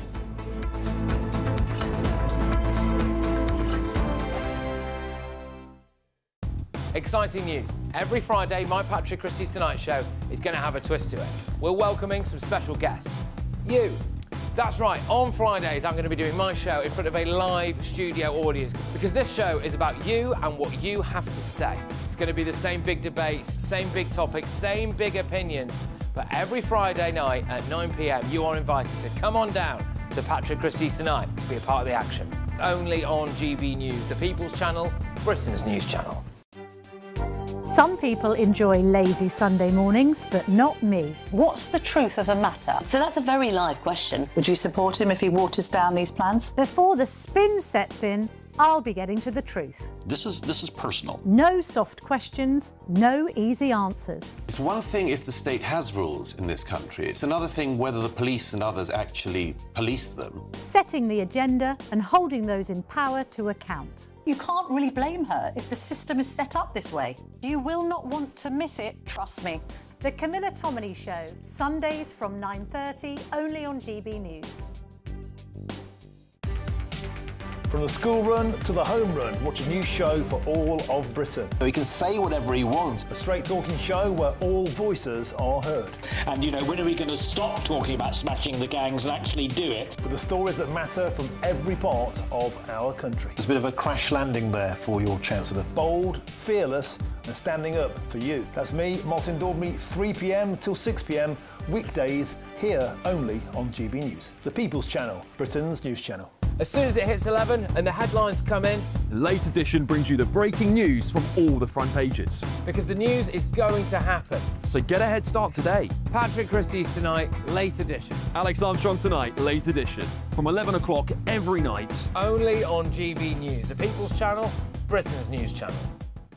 Hi, I'm Michelle Dewberry, and my show is your opportunity to cut through all the noise and dive in headfirst to some robust debates. Ideas clash. Situation, No, Because the failure is... You're deliberately avoiding my point. Nothing's held back. And if you think this is the end of it, wait for more. And we do not shy away from the difficult stuff. Sometimes I want to shake people and say, if only you understood. So join me on Jubes & Co. weeknights at 6 p.m, only on GB News, Britain's news channel. Here at GB News, we made a promise to tell your stories. And on the 6th of August, we're marking 5 years of doing exactly that. Celebrate with us by having your say. Join in the debates live on TV and radio. And meeting your favourite presenters across the country, from Leeds to Aberdeen, from Belfast to Barry Island. Plus, join me in Essex for our biggest live show of the year. Scan the QR code or visit gbnews.com/celebrate. Terms and conditions apply.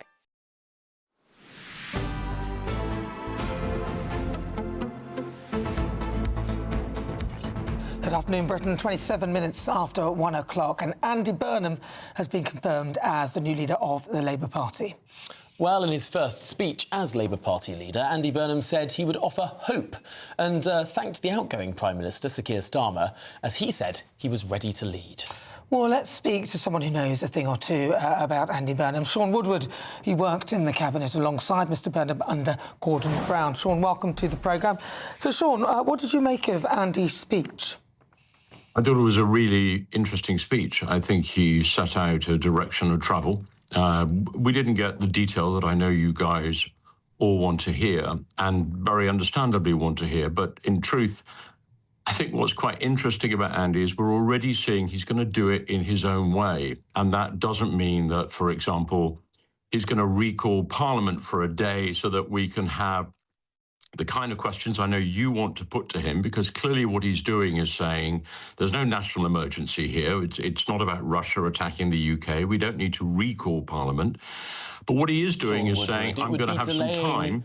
the recess. It wouldn't be a recall. No. It would just be having the recess one day later. The House of Lords is still sitting. I hear what you're saying, but if we're realistic about this, and we can get into a bun fight about it, but he's got to spend a couple of months, hasn't he, working out how to put this together.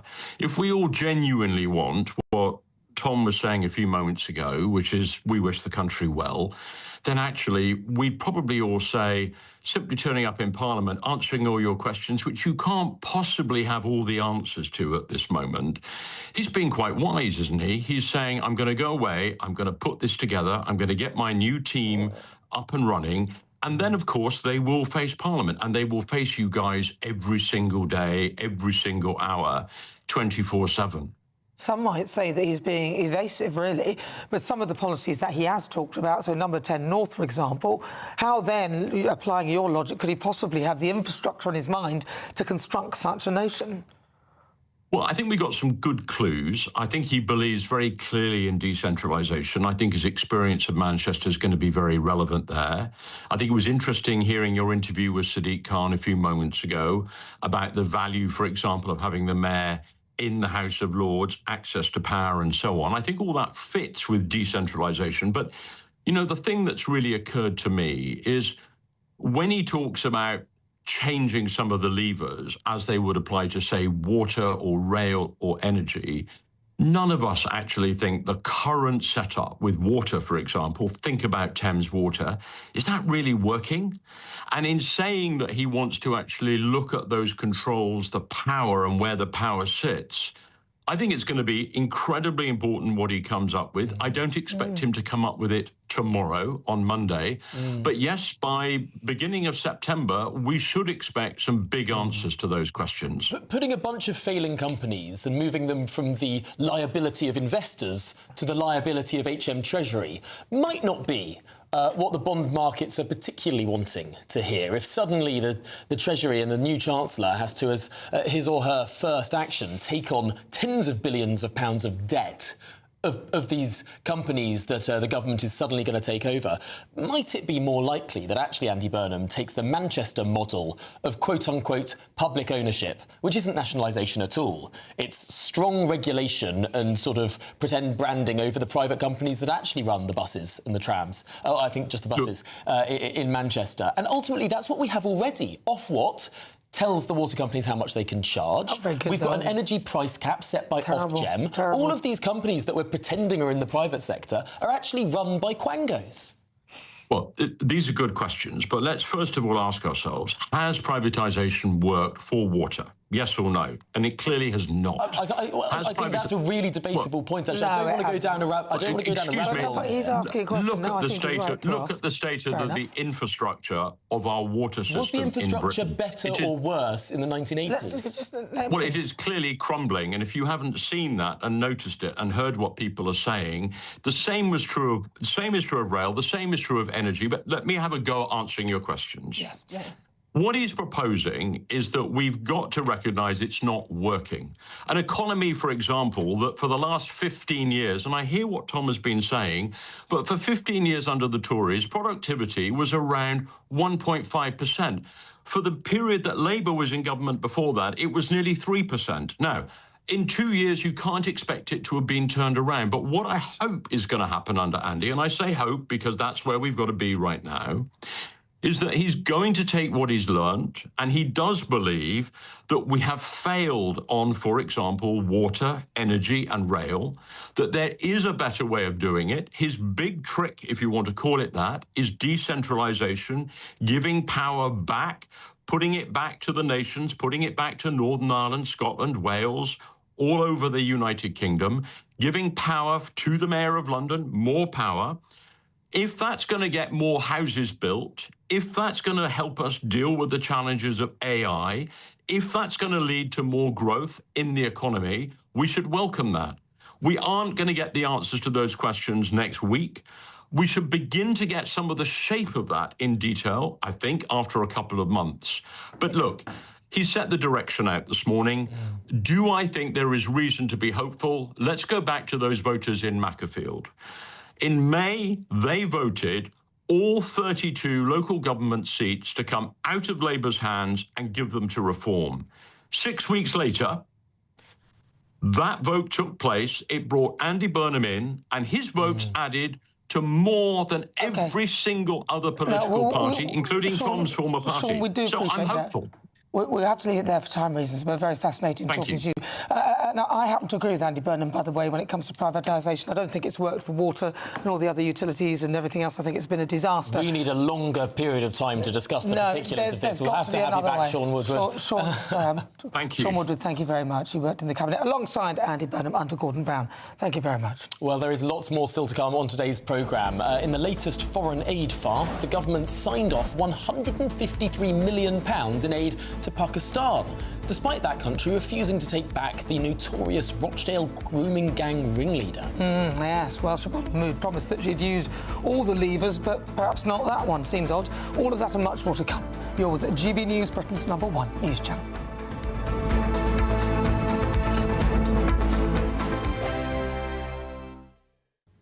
Hello and welcome to the latest update from the Met Office for GB News. A cloudy start for some of us today, but becoming sunny as the clouds retreat back to the coast. Very warm, if not hot. That could spark the odd shower or thunderstorm later on, but very isolated. Most places are going to keep high pressure and dry weather going on through the rest of the day and the next few days and beyond, in fact. Here's the cloud I mentioned: northern Scotland, parts of eastern England, northern parts of Northern Ireland seeing some cloud initially. Much of this retreating back to the coast, but it remains for coastal parts of the north and northeast of Scotland, where it will feel considerably cooler with a breeze coming from the north. We've got some sunshine elsewhere. Temperatures up to 31 Celsius, so another hot day. It's the last day in which temperatures will get to 30 Celsius because a cooling trend is on the way for the weekend. Having said that, it's a beautiful end of the day for Scotland. Still some cloud for the north of Scotland, but mostly dry. Elsewhere, it's sunny skies through the evening. Northern Ireland as well, much of England and Wales. Now, showers are likely to form, especially across higher parts of Wales and the southwest during the afternoon, and then into the evening, central southern England. These will be very isolated, but where they do fall, we're going to see some really quite heavy rainfall in a short space of time, some rumbles of thunder as well. Overnight, staying dry with a lot of cloud pushing into the north and the east, and clear spells towards the west and the south. A warm night for many, but actually turning a bit on the cool side across sheltered parts of Scotland. And we start the day in the north and the east with some low cloud, some spots of rain as well, a fresh breeze coming from the North Sea. And I think on the whole, a cloudier day. We've got these areas of cloud across central and eastern parts that may well persist into the afternoon. With the cloud, add a fresher breeze. It is going to feel much cooler, but most places staying dry. Thank you, Britain, for all of you who listen to GB News Radio. Whether you're at home or on the go, you're making us Britain's news channel and Britain's radio station.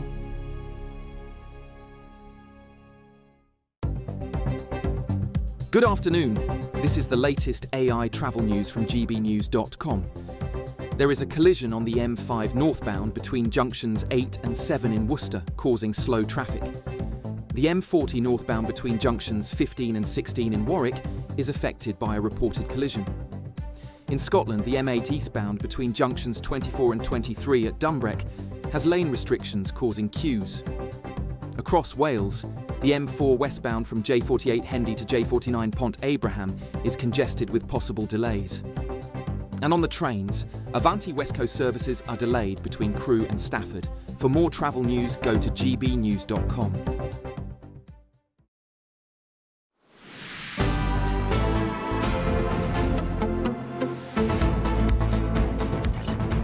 Good afternoon, Britain. It's now 38 minutes past 1.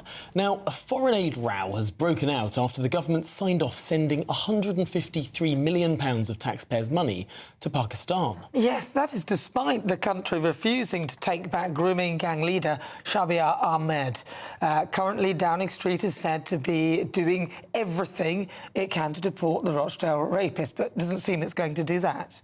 Well, we're now joined by the leader of the reform group in Oldham Council, Lewis Quigg. Lewis, thanks indeed for joining us. This seems like an extraordinary decision of the government, given the testy relationship we have with Pakistan at this moment in time. It's a bizarre relationship and something that I'm quite curious as to how they think it's going to be value for money at all, given the way that foreign aid has already been spent in that country. Just to point out that there's small things that can be done, Tom, from a specific local level. That on the 14th of August is Pakistan Independence Day, and across a number of councils in the northwest of England, there are flag-raising ceremonies for Pakistan. And I'll be curious this year to see whether there's a direction to say, well, given the bad relations that have now occurred with Pakistan, who seems to be up in the rhetoric, that whether town halls in the UK should be doing this at all. You know, we have consul generals turn up to mayor-making ceremonies to, you know, celebrate the diversity of modern Britain, so to speak.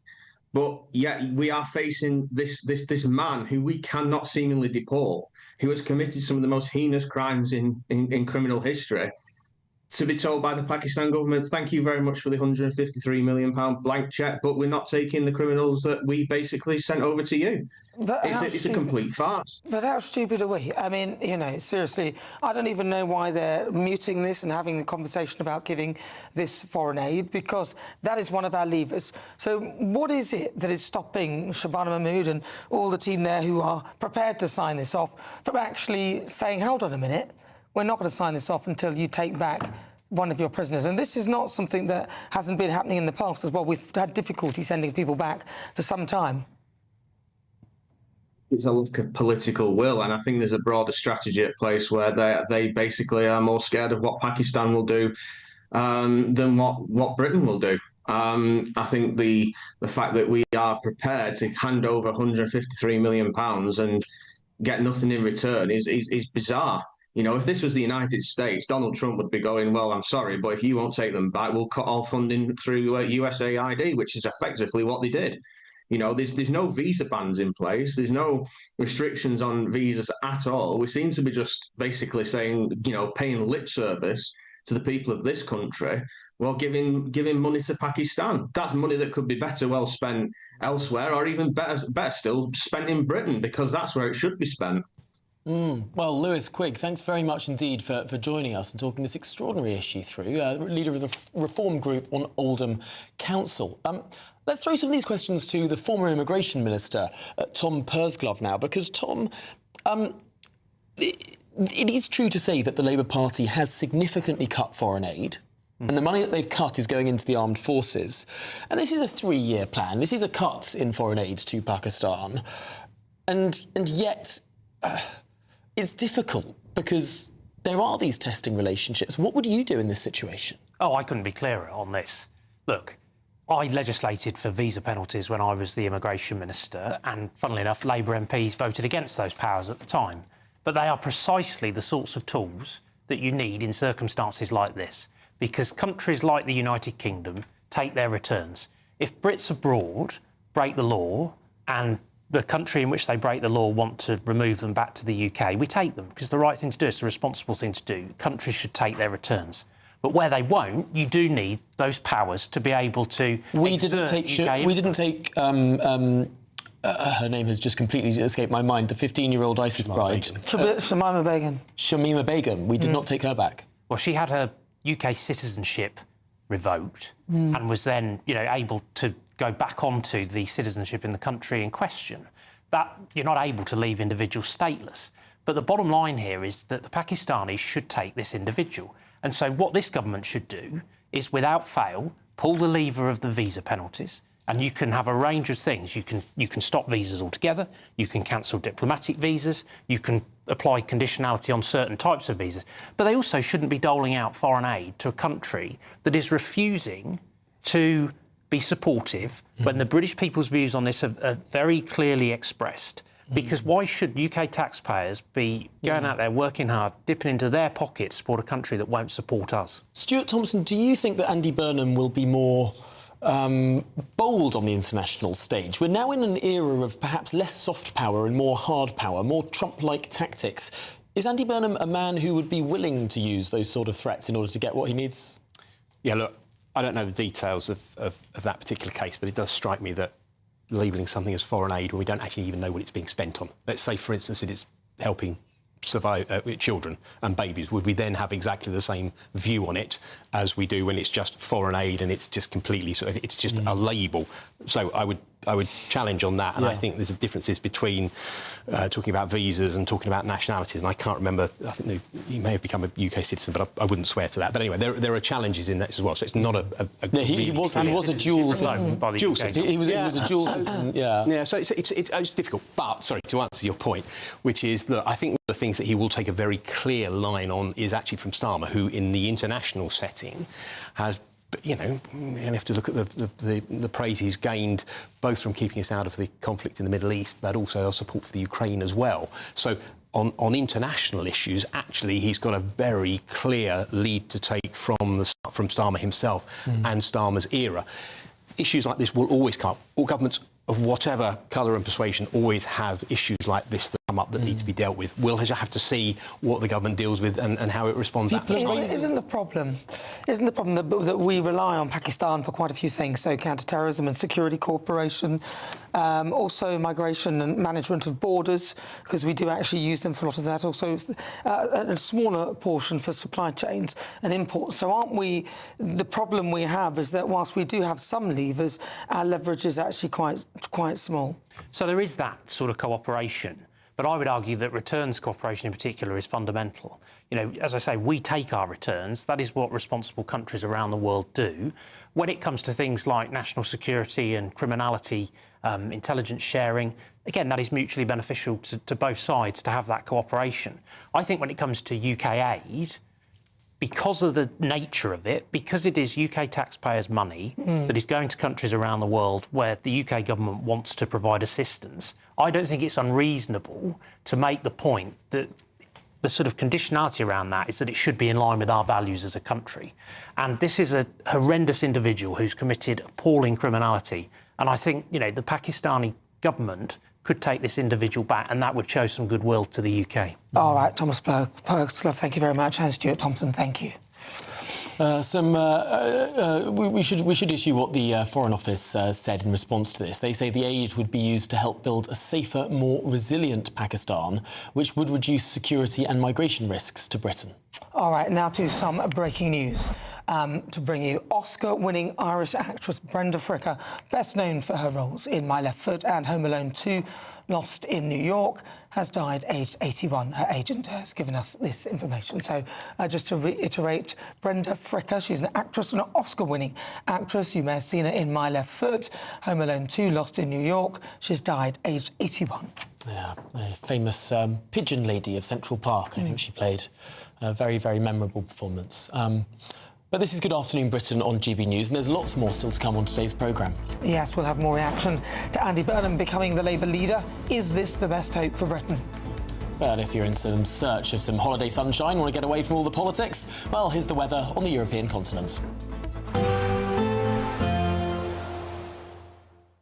Ready to soak up that holiday sunshine? Won't we need some cover? No worries. All sorted. All Clear Travel Insurance sponsors GB News Travel Destinations Forecast. Loads of sunshine around the Mediterranean at the moment. The heat's really focused across Italy, but we are going to see temperatures rising in Spain once more next week. Pretty hot and sunny across most of the Greek islands currently too. There's that hot sunshine across Italy. Small chance of one or two isolated thundery showers across the far north. Sunny skies for most of Spain. Sunny spells for the Canaries as well. Temperatures will be dipping a little bit in Rome over the next few days, but plenty more sunshine to come. All Clear Travel Insurance sponsors GB News Travel Destinations Forecast. GB News Breakfast. Every day from 6 a.m. What do you think about where we're going to get our future athletes and our Olympians from when we're telling our children, oh, you can't go out and partake in sports today because it's a bit hot? It really worries me. We have a generation that spend their life being very inactive, an awful lot of time on mobile telephones, coming up with every excuse as to not to move and not to be moving. Sport in schools is where we can catch every kid. And the kids that will lose out are the kids that come from areas of deprivation, because the parents that can afford to make sure their children do sport will still do that. But the parents that can't afford, sadly, will miss out. So it's really important that our kids, do enough physical activity, lay down these habits. understand about how their body works and nutrition and food and looking after themselves and health. You know, we have a health crisis. It's really important we start early. The People's Channel. This is GB News, Britain's news channel.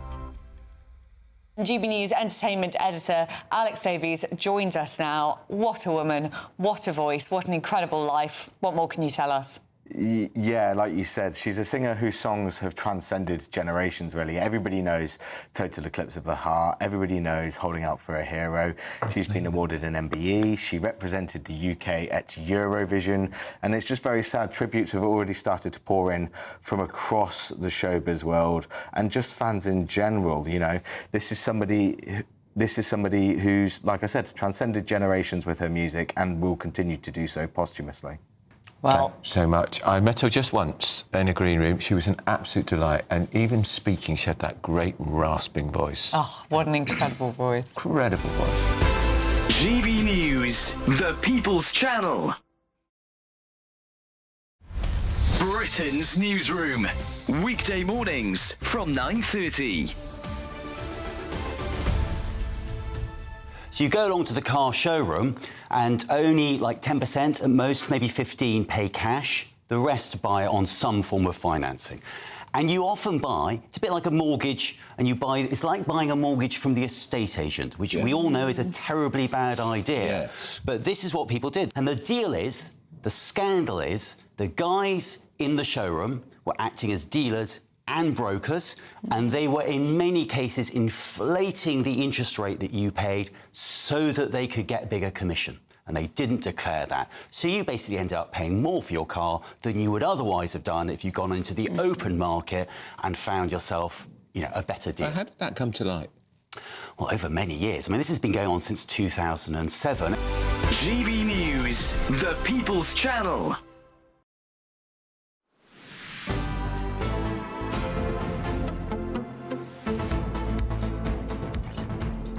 Good afternoon, Britain. Andy Burnham has been confirmed as the new Labour leader. In his first speech as Labour leader, Andy Burnham said that he would offer hope and thanked the outgoing Prime Minister, Sir Keir Starmer, as he said that he was ready to lead. Well, we're joined in the studio by the former Conservative Immigration Minister Tom Pursglove and also the Public Affairs Advisor and author on Labour politics, Stuart Thompson. Stuart, you first. Andy Burnham said he wanted to be boldly, confidently, authentically Labour. He added, that's how we win. Is being boldly, confidently and authentically Labour how Labour won in 2024, in 2005, in 2001 or in 1997?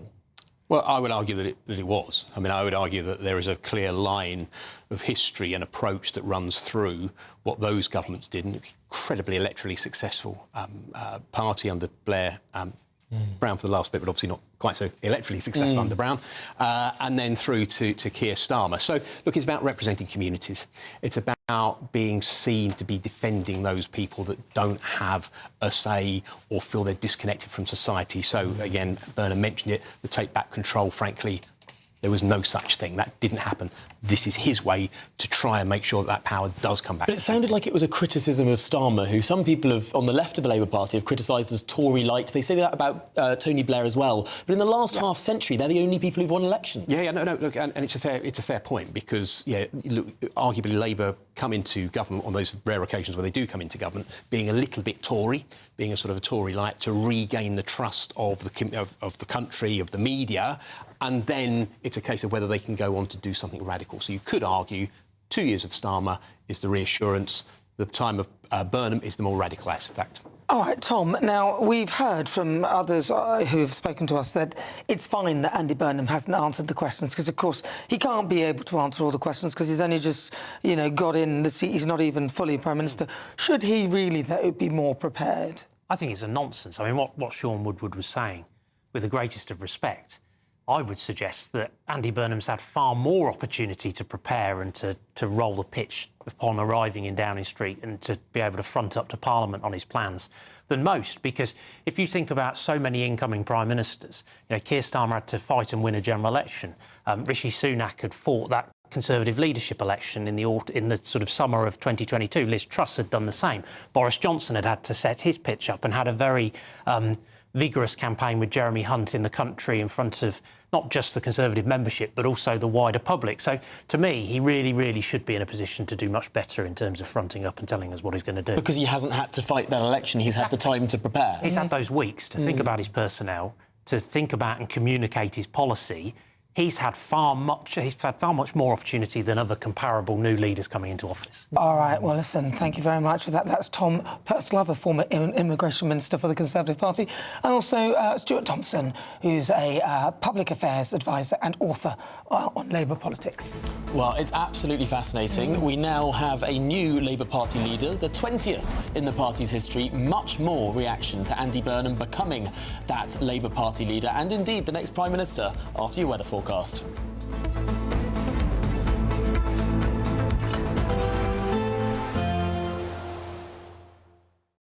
Today, clouds overhead, total zen within. Boxed Solar sponsors the weather on GB News. Hello and welcome to the latest update from the Met Office for GB News. A cloudy start for some of us today, but becoming sunny as the clouds retreat back to the coast. Very warm, if not hot. That could spark the odd shower or thunderstorm later on, but very isolated. Most places are going to keep high pressure and dry weather going on through the rest of the day and the next few days and beyond, in fact.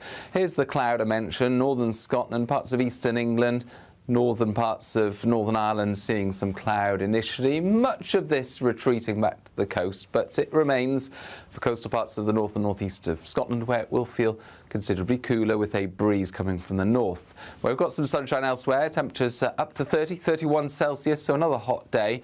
It's the last day in which temperatures will get to 30 Celsius because a cooling trend is on the way for the weekend. Having said that, it's a beautiful end to the day for Scotland. Still some cloud for the north of Scotland, but mostly dry. Elsewhere, it's sunny skies through the evening. Northern Ireland as well, much of England and Wales. Now, showers are likely to form, especially across higher parts of Wales and the southwest during the afternoon, and then into the evening, central southern England. These will be very isolated, but where they do fall, we're going to see some really quite heavy rainfall in a short space of time, some rumbles of thunder as well. Overnight, staying dry with a lot of cloud pushing into the north and the east, and clear spells towards the west and the south. A warm night for many, but actually turning a bit on the cool side across sheltered parts of Scotland. And we start the day in the north and the east with some low cloud, some spots of rain as well, a fresh breeze coming from the North Sea. And I think on the whole a cloudier day. We've got these areas of cloud across central and eastern parts that may well persist into the afternoon. With the cloud and a fresher breeze, it is going to feel much cooler, but most places staying dry.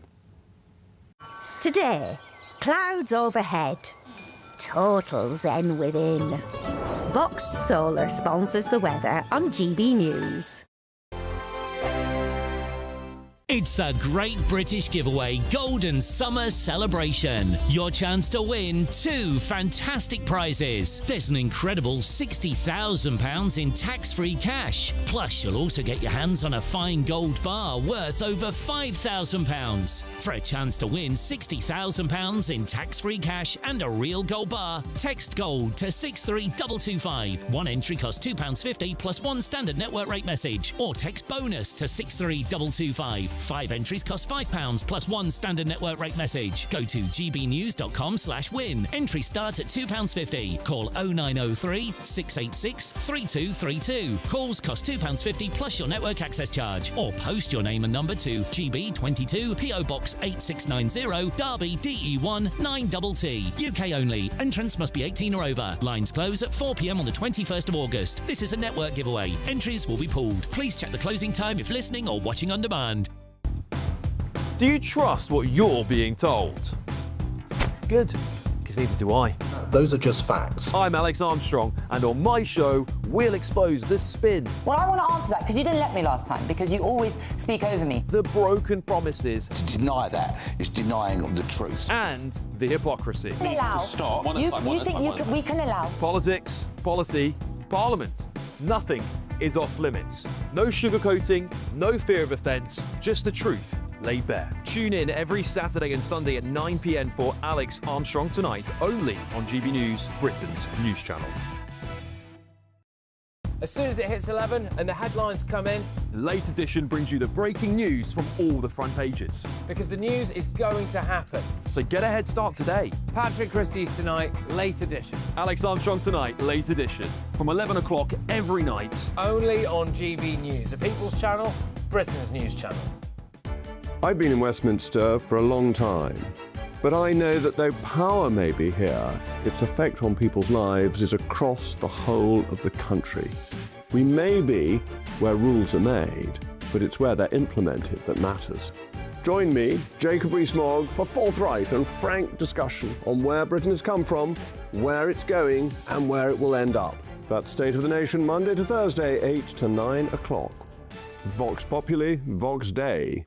From cold mornings to warm family brunches. From football to tennis in the car. In the kitchen. GB News Breakfast is there. With the stories you need and the conversations that matter. Anyway, let's talk business. Well, it has been a historic night in British politics. It's astonishing, isn't it? We're here again. To start your day just right. GB News Breakfast. Every morning from 6 a.m. Only on GB News. Britain's news channel.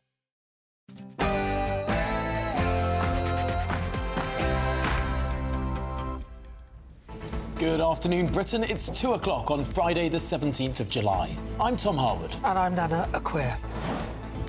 I am ready. Ready to lead and to build on the foundation laid by one person more than any other.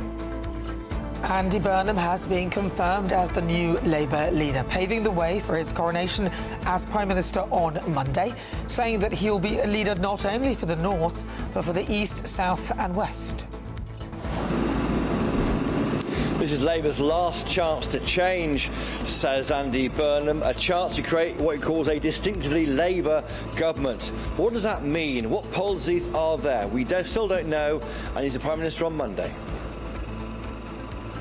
Elsewhere, there's incredible footage from the police chase that's been compared to a scene from the cult comedy film Hot Fuzz, with an ending, well, it all ended with a drug dealer being jailed. And in the latest foreign aid farce, the government signed off £153 million in aid for Pakistan, despite the country refusing to take back the Rochdale grooming gang ringleader.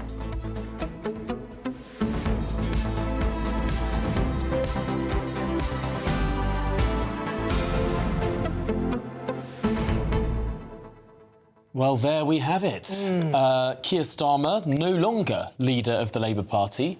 He became leader of the Labour Party during COVID. While the country was in lockdown, he had to do his acceptance speech from a small room with no audience, whereas Burnham got to play to the crowd.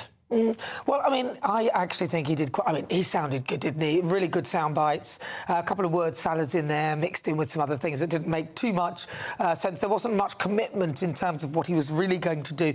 But I kind of liked the way he sounded. He said he's not going to change. It's his style. But he always likes to stay close to people. And then he draws his strength from people, which I actually really liked. I thought that many of the things that he said were great. But I'm just nervous because he hasn't really answered any real questions from anybody of real sort of journalistic impact, and he I don't know, he's very slick and smooth, which means that often those people can charm people, and I don't know. Yeah. Nana, you were asking earlier about this very inside baseball joke that Andy Burnham made about the bar, because he said something like, if a Burnhamite goes into a bar, I want the barman to welcome the Burnhamite. So it's a play on an old joke that's gone around the corridors of power, gone around Westminster for years to come, for years now, because Andy Burnham is known to be someone who changes his mind quite a bit. So the joke goes like this. A Blairite, a Brownite, a Milibandite, a Corbynite all walk into the bar. The barman says, "Hello, Mr. Burnham." Oh, I see, because he could be any one of those. Because in the Blair era, he was a Blair guy, then he was sold himself as a Brown guy, then he was backing Corbyn and Corbyn's policies. So the joke is that he changes his mind depending on the political weather. Oh, good. So more change of mind like Keir Starmer. He was the master of that. Well, what do you think? Are you prepared to give Andy Burnham a chance? I asked this last weekend on my show at 3 o'clock Saturday and Sunday, and overwhelmingly it was no way Jose. But have you changed your mind having listened to that? gbnews.com/your say. But first, your latest news headlines with Sam Francis.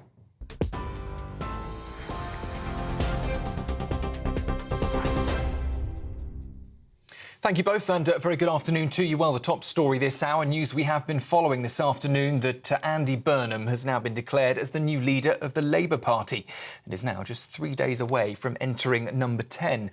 The former Greater Manchester Mayor returned to Parliament only last month, swept aside any prospect of a leadership contest and is now promising to give people hope again. The duly elected leader of the Labour Party is Andy Burnham. At a special conference in London today, Andy Burnham set out the first glimpse of what his premiership could look like. He promised a government focused on growth in every postcode, returning power to communities and creating a new Downing Street team in Manchester, known in his words as Number 10 North. In his acceptance speech, Mr Burnham said he heard the call from forgotten places across the country and promised to bring back the Labour they once knew. We can be that party, the party that puts more power in people's hands, drives good growth in every postcode and puts hope in every heart, that gets the country pulling together again and moves beyond the divisions of recent years, all people and all places, public and private sectors, in a new sense of unity and common cause. That's my mission as your new leader, to bring back hope. Also this hour, Southern Water has been fined more than £7 million after illegally dumping sewage off the Kent coast. The company admitted 13 offences linked to sewage discharges at Margate and Broadstairs between 2019 and 21. The court heard untreated sewage was released into the sea, warnings were delayed and waste washed up on beaches. 11 bathing areas had to close for a week after one major incident.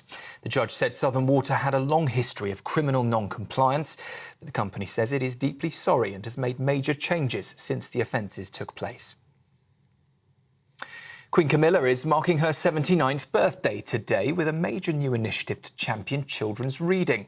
The scheme, called the Queen's Christmas Present, will give every Year 6 pupil in England, Wales and Northern Ireland and P6 pupils in Scotland a specially produced copy of Catherine Rundle's best-selling novel, Impossible Creatures. The book will include a royal stamp on the cover and a handwritten message from the Queen, who describes the story as a brilliant fantasy.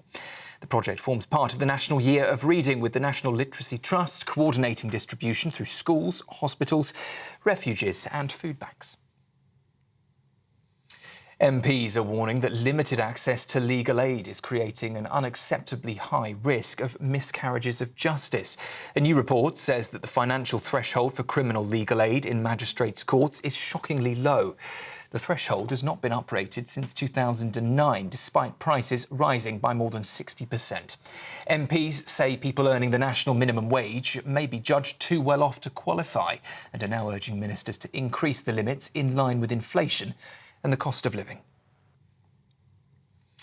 And actress Brenda Fricker, best known to many for Home Alone 2, has died at the age of 81. Her role in the Christmas classic made her a familiar face to generations of film fans, but she was also an Oscar winner, taking Best Supporting Actress in 1990. And, of course, best known too as Megan Roach in Casualty. She made her final appearance in the soap in 2010. Her agent said she would always have a place in the hearts of film and TV fans around the world. Those are the latest headlines. More still to come right here with Tom and Nan.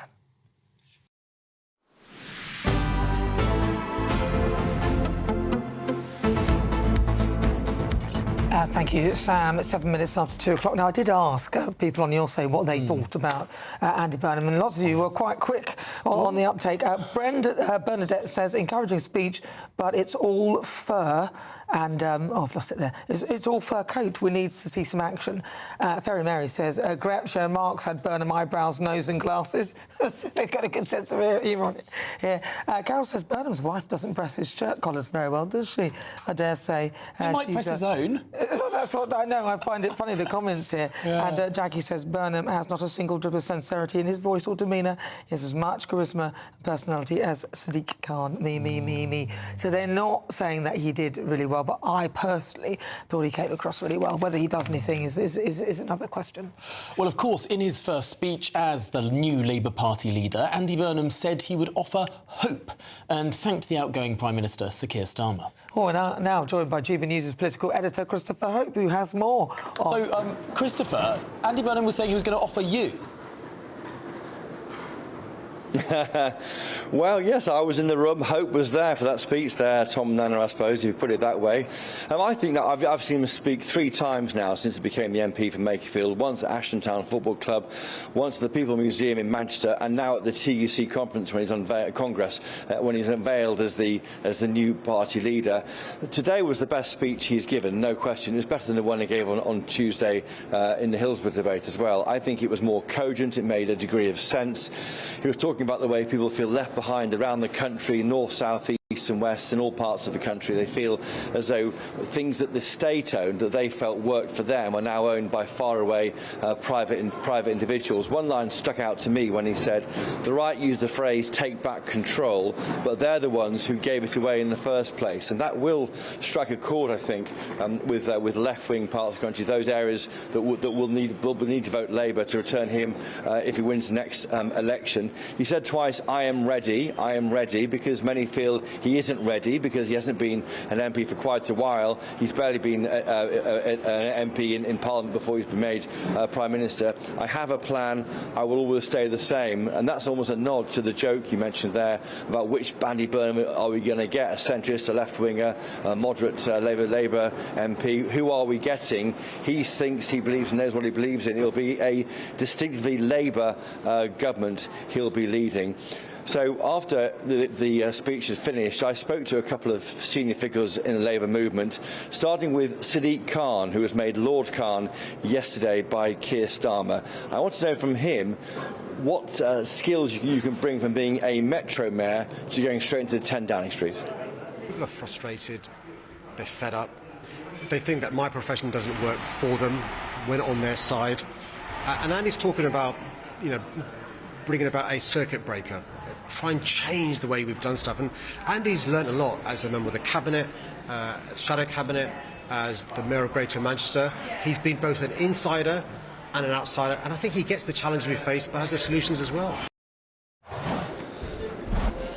What Sadiq Khan, or Lord Khan, also said to me was he won't seek a role in Andy Burnham's government. Of course, he can become a minister once he enters the House of Lords. I'm not quite sure how that tallies with being Mayor of Greater London, because of course elections are coming up in 2028. But he has made clear he has no plans to go back into government after this. But it does give him more access, he says, being in Parliament, to other key decision makers. The other person I wanted to speak to was Jo White. She chairs the Redwall caucus of Labour MPs, the very Labour MPs who are frankly facing the threat from Reform UK, which is led from well over 400 polls now going back to April last year. Here's what Jo White told me moments ago. And so I'm absolutely delighted we have a Prime Minister who represents an area very, very similar to mine, and he really, really gets it. The conversations that he had on the doorstep during the by-election, he now puts the Makerfield test to everything he does. And what is great is that he says it's not just for areas like ours, it's for the whole country.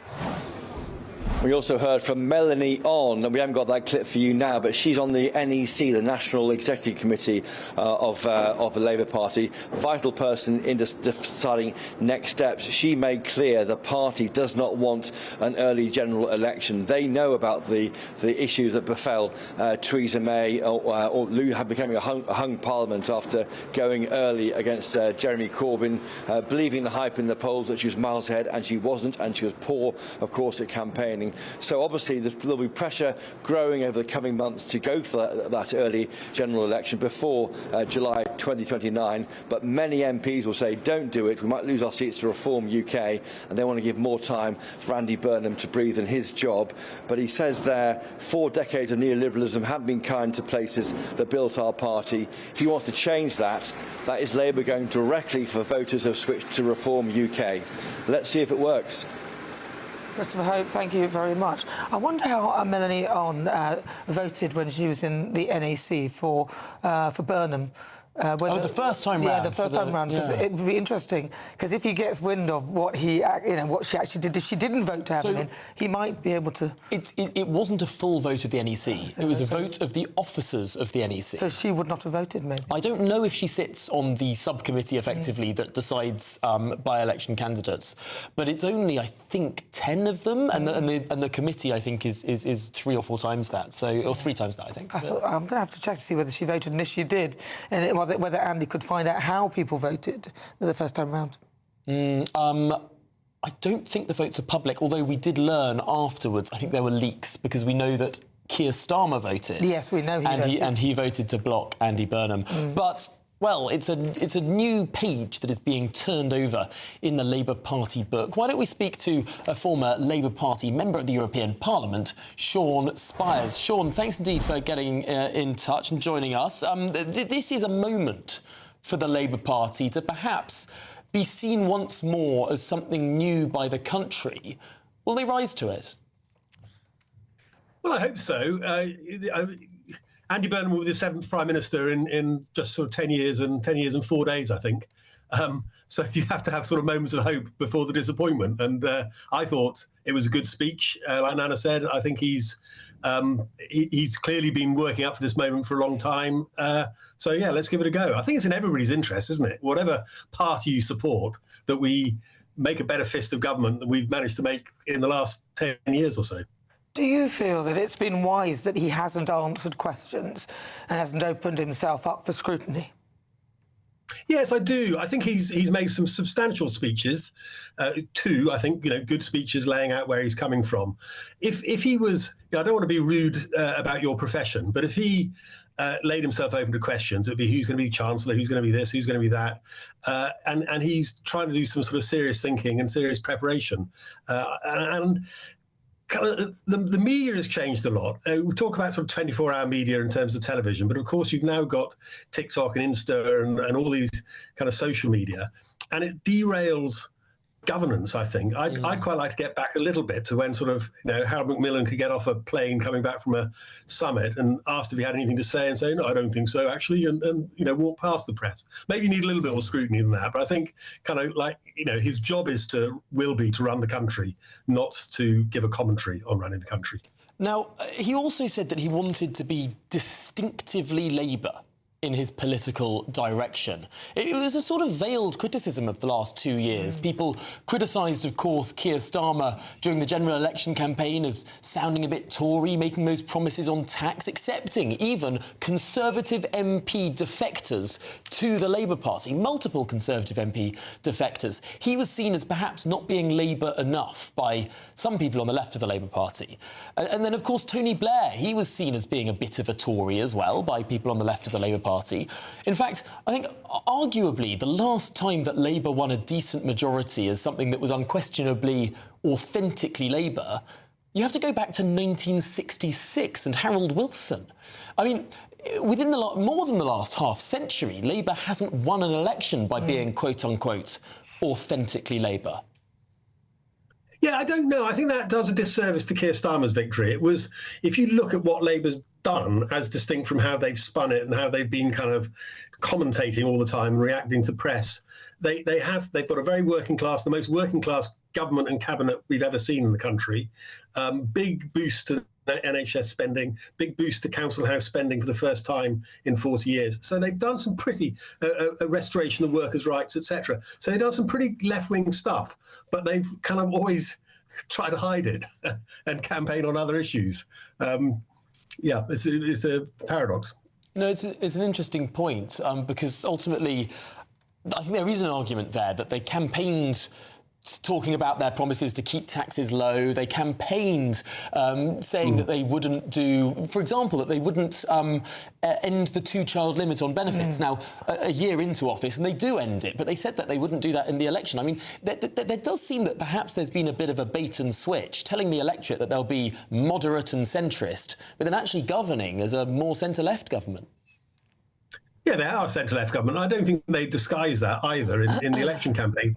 And I think you could sort of romanticise. You know, I wasn't really around in 1966, I was too young. But 66, Labour were very strong on defence. Dennis Healey is Defence Secretary. We're going to stay east of Suez. We're going to kind of keep the value of the pound. It wasn't a sort of massively socialist manifesto in 66 either, because I think you have to recognise the country is quite small c conservative. Probably Andy Burnham, Keir Starmer and Harold Wilson are all quite small c conservative as well. So, yeah, I don't think you're not talking about a kind of Corbynite government. That, I think, was tried and tested in 2017, 2019 and probably isn't electable in this country. Sean, I don't know whether you saw the last PMQs with Keir Starmer and Kemi Badenoch, and that very pleasant, actually, I thought quite warming exchange. Well, Andy Burnham said that he's going to sort of end point scoring and do politics differently. How realistic do you think that's going to be? Do you think he's a bit naive there? It's interesting. I've been wondering how he would handle PMQs. I mean, I was amazed that Kemi Badenoch judged the last one so well, because she's actually been kind of vicious before. I know she pointed out that actually Keir Starmer was pretty vicious to Boris Johnson as well. You know, so that's the forum you've got. If Andy Burnham stands up and says, actually, I don't know the answer to that, or that's a good point, or yes, we haven't done as well as we thought we were going to do, then that would be interesting. It would probably be a disaster, because PMQs is partly about whipping up your own side and kind of getting everybody to hate the other side and love your side. I think I'd prefer it if it was more like that, though, if they actually had a conversation, do you know what I mean, rather than some sort of... Can you imagine the headline, though? Andy Burnham, I have no idea. Andy Burnham admits he knows nothing. Like, you can just imagine, with the front page, all of these papers would just be Burnham admits he's useless. I can't wait. I'm looking forward to that. I think you're right, but what a waste of time. They spend about 3 hours or 4 hours, or the whole morning, I think, before PMQs, kind of like they're cramming for an exam, stuffing facts and statistics into their head, trying to get Labour backbenchers to ask Toadian questions they know the answer to, etc. I mean, it's all a bit of a pantomime, isn't it? So I think it would be refreshing if he tackled it a bit differently. Yeah, I think I agree. Pantomime is the word, and refreshing would be great, wouldn't it? All right, thank you very much, Sean Spears. He's a former Labour MEP. Well, it's time for the Great British Giveaway now. Your chance to win £60,000 in tax-free cash and a real gold bar worth over £5,000. An incredible prize draw, and here's Hayley Sparks to tell you all about it. We're celebrating a golden summer, as you could win a totally tax-free £60,000 in cash to spend on anything you like. Imagine all of the fun you could have this year with that. You could spend it on treats, save it for a rainy day, or give you the chance to chill out and relax on the perfect getaway. Plus, we're going to give you a £5,000 gold bar that you could keep, trade, or gift to a loved one and secure their financial future. You really could be enjoying gold and £60,000 cash in our golden summer celebration. For a chance to win £60,000 in tax-free cash and a real gold bar, text GOLD to 63225. One entry costs £2.50 plus one standard network rate message, or text BONUS to 63225. 5 entries cost £5 plus one standard network rate message. Go to gbnews.com/win. Entries start at £2.50. Call 0903 686 3232. Calls cost £2.50 plus your network access charge, or post your name and number to GB22 PO Box 8690 Derby DE1 9TT. UK only. Entrance must be 18 or over. Lines close at 4 p.m. on the 21st of August. This is a network giveaway. Entries will be pooled. Please check the closing time if listening or watching on demand. Good luck.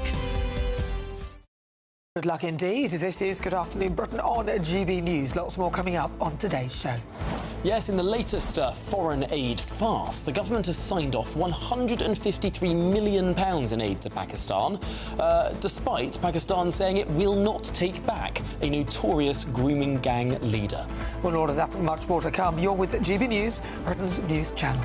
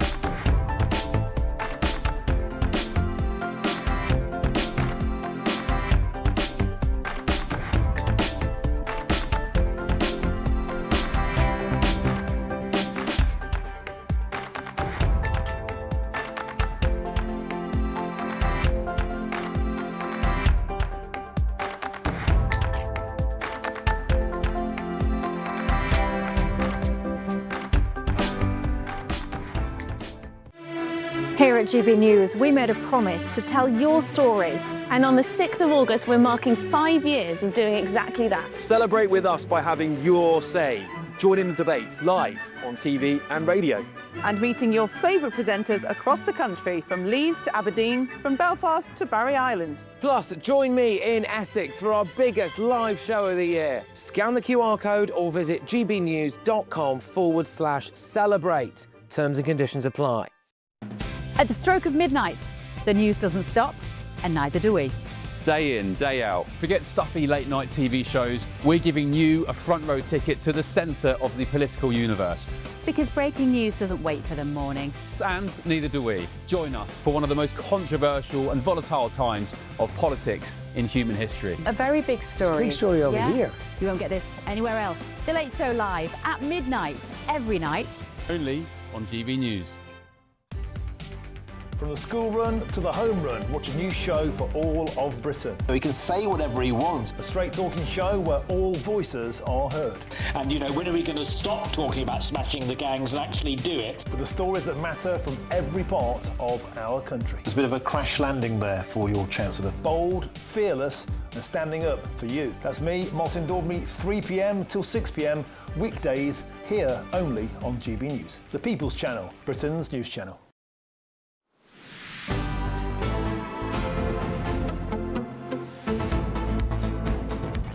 Good afternoon. Britain is now 25 minutes past 2. Now, a foreign aid row has broken out after the government signed off sending £153 million of your money to Pakistan. Now, that is despite the country refusing to take back grooming gang ringleader Shabir Ahmed.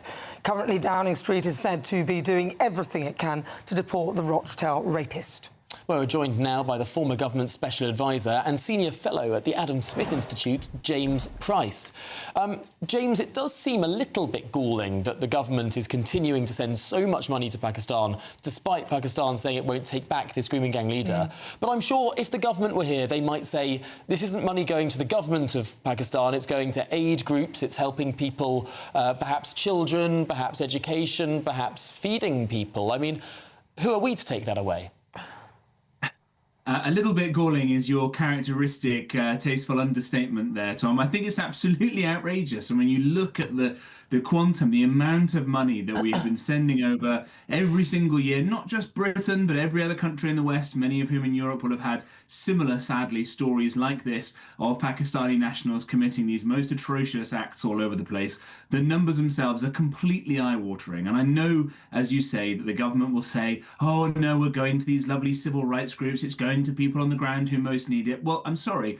I don't really believe that. I don't believe the efficaciousness of most of this money going over. We don't need to go over again all the silly old stories about Ethiopian Spice Girls and all of that kind of stuff. But we've seen that's where a lot of this money goes, on complete nonsense. Look at the big debate around the American-US aid budget and transgender operas in Paraguay and all these sorts of silly things. But a lot of it also just ends up going into corrupt officials and never goes to help anybody anyway. And I think that even beyond the huge amounts of money, and we can do some silly comparisons, that, you know, I think for the amount of money that the West has sent to Pakistan since 2000, you could buy half a dozen aircraft carriers and still have change to man some of them. Even beyond that, I think there are plenty of other things that we can and should now start to do to other countries if they refuse to take back these people who are in this country and committing the most heinous crimes. Maybe we could discuss that. Maybe it'd be good to hear the government discuss some of those options.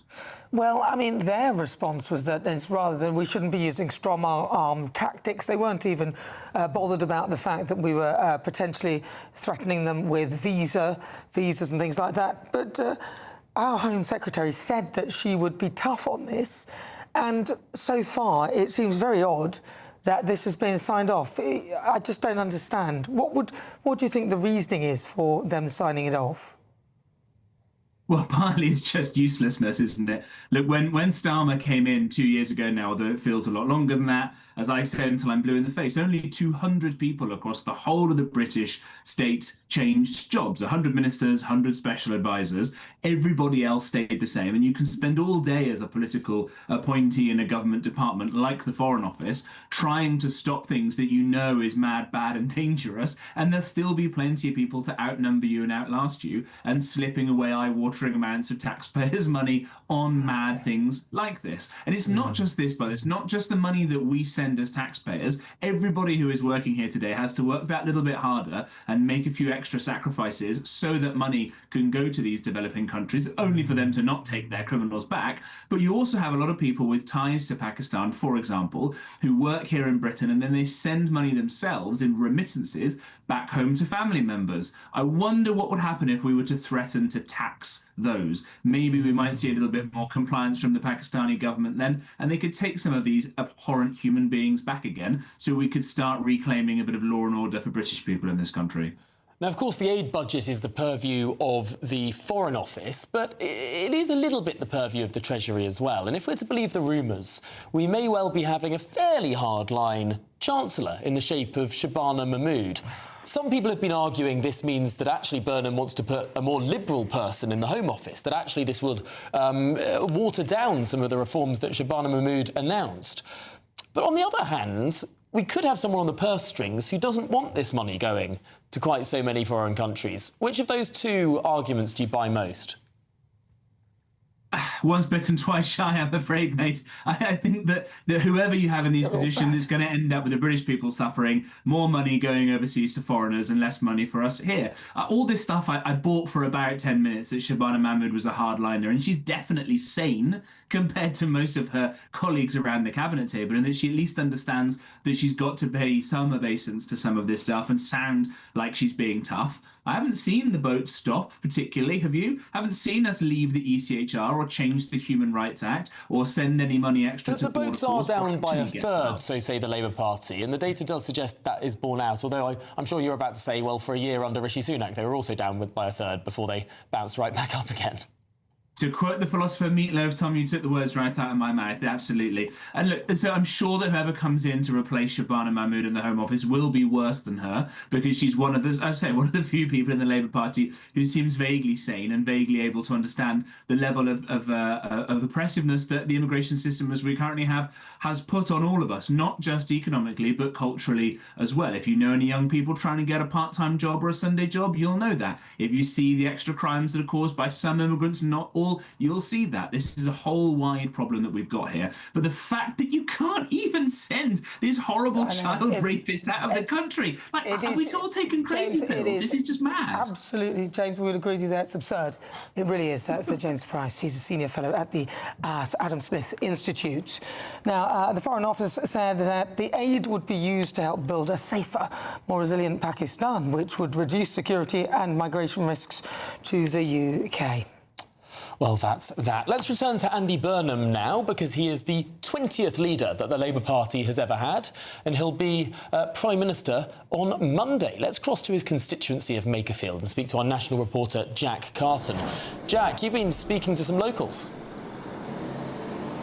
Yeah, absolutely. Yeah, just in the last hour or so, kind of getting their reaction to Andy Burnham's speech. There's a lot of things, mentioned Makerfield quite a few times, said a lot of things about how essentially the Labour Party hasn't treated these kind of communities with the respect maybe that they deserve, says that this country does not work for the working class, that it has turned its back on them, saying things like the people of these proud places made Labour, but we have to ask ourselves whether we've been good enough for them. In answer to that question, people telling me this afternoon that they agree with him, really, and we've seen, haven't we, with local election results and general election results, with other parties, the likes of Reform UK, also doing well here. So there is a sense in areas like this that they maybe feel a little bit forgotten, a little bit left behind, that their necessarily priorities aren't taken down all the way to Westminster. I mean, we've came here in the by-election campaign for Andy Burnham, spoke to people on the street then.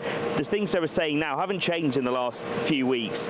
Certainly, you know, the case of the cost of living and changes there, wanting to feel those changes, but also the likes of immigration and those trust in politicians. So people looking now that Andy Burnham has become the leader of the Labour Party, can he do those things? Take a listen to the reaction to his speech today from people here in his constituency. The way he was speaking, you know, before the by-election in Makerfield, he stopped at, you know, where I live. Yep. And he came talking to us. And he sounded really good, you know, explained what he would do like in Manchester. when he was mayor of there. So he sounded really positive. Do you think that's what will ultimately make things start to change, kind of that positivity? Well, it's got to do, hasn't it? You know what I mean? It's got to do. Anything's better than Keir Starmer. Well, I'm looking forward to seeing what he can do. Hopefully it'll be an improvement. I think he will need time to bed in. I don't think we expect miracles from him. But I'm just waiting to see what he can give to the country, really.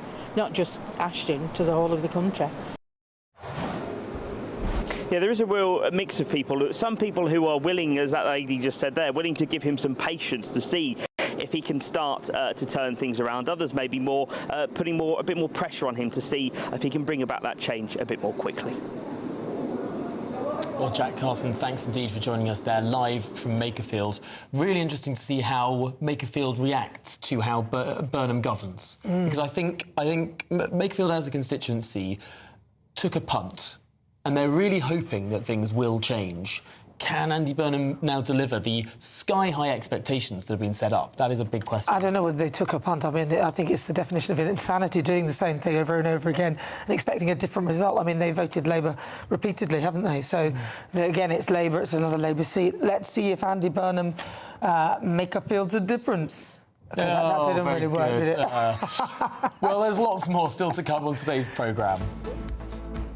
Andy Burnham has been confirmed as the new Labour leader, paving the way for his coronation as Prime Minister on Monday.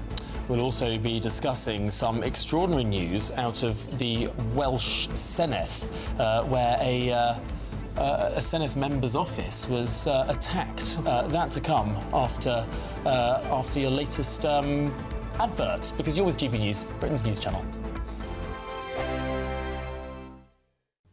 Hello and welcome to the latest update from the Met Office for GB News. A cloudy start for some of us today, but becoming sunny as the clouds retreat back to the coast. Very warm, if not hot. That could spark the odd shower or thunderstorm later on, but very isolated. Most places are going to keep high pressure and dry weather going on through the rest of the day and the next few days and beyond, in fact. Here's the cloud I mentioned: northern Scotland, parts of eastern England, northern parts of Northern Ireland seeing some cloud initially, much of this retreating back to the coast, but it remains for coastal parts of the north and northeast of Scotland, where it will feel considerably cooler with a breeze coming from the north. We've got some sunshine elsewhere, temperatures up to 31 Celsius, so another hot day. It's the last day in which temperatures will get to 30 Celsius because a cooling trend is on the way for the weekend. Having said that, it's a beautiful end of the day for Scotland. Still some cloud for the north of Scotland, but mostly dry. Elsewhere, it's sunny skies through the evening. Northern Ireland as well, much of England and Wales. Now, showers are likely to form, especially across higher parts of Wales and the southwest during the afternoon, and then into the evening, central southern England. These will be very isolated, but where they do fall, we're going to see some really quite heavy rainfall in a short space of time, some rumbles of thunder as well. Overnight, staying dry with a lot of cloud pushing into the north and the east, and clear spells towards the west and the south. A warm night for many, but actually turning a bit on the cool side across sheltered parts of Scotland. And we start the day in the north and the east with some low cloud, some spots of rain as well, a fresh breeze coming from the North Sea. And I think on the whole a cloudier day. We've got these areas of cloud across central and eastern parts that may well persist into the afternoon. With the cloud and a fresher breeze, it is going to feel much cooler, but most places staying dry. Thank you, Britain, for the thousands of you who are becoming friends of GB News each and every week.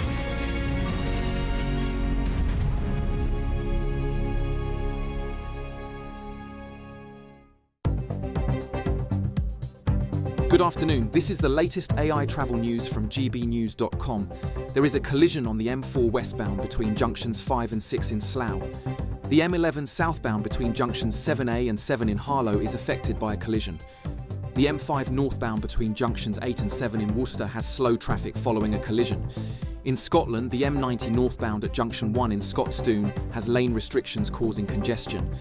Across Wales, the M4 westbound from J48 Hendy to J49 Pont Abraham is congested with possible delays. And on the trains, Avanti West Coast services are delayed between Crewe and Stafford.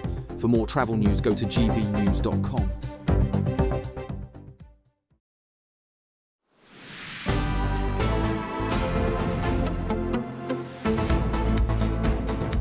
Good afternoon, Britain, 39 minutes after 2 o'clock, and a Welsh Conservative Senate member has vowed to continue doing the job she loves after a window at her constituency office was vandalised.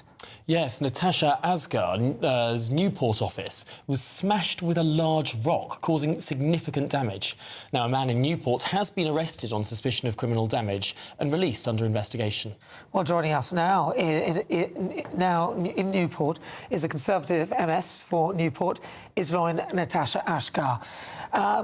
Natasha, so talk to us about kind of what happened. Did you see the person? What went on? So yesterday was the first day of our summer recess here in Wales, and as usual, I like to have a constituency day where I'm able to meet with constituents, go to appointments, have meetings, etc., as most MSs, MPs would do. Came into the office, but I was actually alerted by one of my members of staff who got to the office before me that in fact there was glass absolutely everywhere. It was a chaotic scene. There was a huge rock lying in the middle of the office, literally just amongst just a pool of glass. We weren't too sure what had actually happened, as in what was the motivation behind the initial attack. It was a lot of running around in the morning, I won't lie to you, but from my understanding that the gentleman was arrested immediately. There were witnesses. Fortunately, it took place in the early hours of the morning. He was arrested. There was a lot of toing and froing through the day because, like I said, we weren't too sure what was the motivation behind the particular attack in my office. The police kept me updated. They also asked me what would I like to see as an outcome to this crime, and later on in the afternoon we found out that the man had been released, and obviously there's a community order now in place as a consequence of that. This must have been particularly scary for you, coming almost exactly a week after we learned that Anne Widdecombe was murdered, potentially a political assassination. There's been a lot of conversation this week about the safety of elected politicians. What were your immediate thoughts when you saw that all that smashed glass, that rock through your window, which I guess is identifiable as a politician's office? It is. And to be honest with you, three thoughts came through my mind initially. First of all, why me? The second was, am I being targeted? Because as you just mentioned, Anne Widdecombe's murder has shocked us all, regardless of what political party we come from, regardless of our political affiliation. You know, we all are in solidarity with the job that we do. We understand that there are good days and bad days. We understand that there are issues that can be seen as contentious and non-contentious within the public. And sometimes they don't like us for something that we've said or we've done. And I thought to myself, have I said something in the last week or done something that could perhaps have fueled this? But then as time went by, I realized that it wasn't anything that I'd said or done. It was just an unfortunate incident that took place. And the gentleman in question had certain issues that I believe are now being dealt with as a consequence of that. But more than anything else, I had fear in me for my staff. Because as members, it's not just us. We have teams who work with us day in, day out. And their safety, their security is paramount, because ultimately they're employees of mine, they're my responsibility, and this affects them too, just as much as it affects me. Now, you said earlier that the police said, what would you like to see happen? What would you like to see happen? I would have liked to have seen prison time. I'm not going to lie, that was my initial reaction, because I wanted to pass on a message that if anyone does this in the future, this should not be considered an option for anybody out there. No politician deserves to have windows smashed in, doors knocked down, or members assaulted, abused, harassed, and God forbid murdered. But these are things that unfortunately as politicians we have to think about more so now in the day and age that we're living in. So I'll be honest, I wanted the person to be taken into jail, but I appreciate that, and I was told quite categorically that the way that the legal system operates now, the criminal system is that the bar is very, very high for someone to go and experience jail time. So then they said that the likelihood is you'll have to go through a community order. So in that instance, what would you like to see as an outcome? So my response was, I don't want the individual near me, near my staff, near my office, near any building associated with me. And that's exactly what's happened. And he should also pay for the damage, I'd say, as well. Agreed. Completely agree with you there.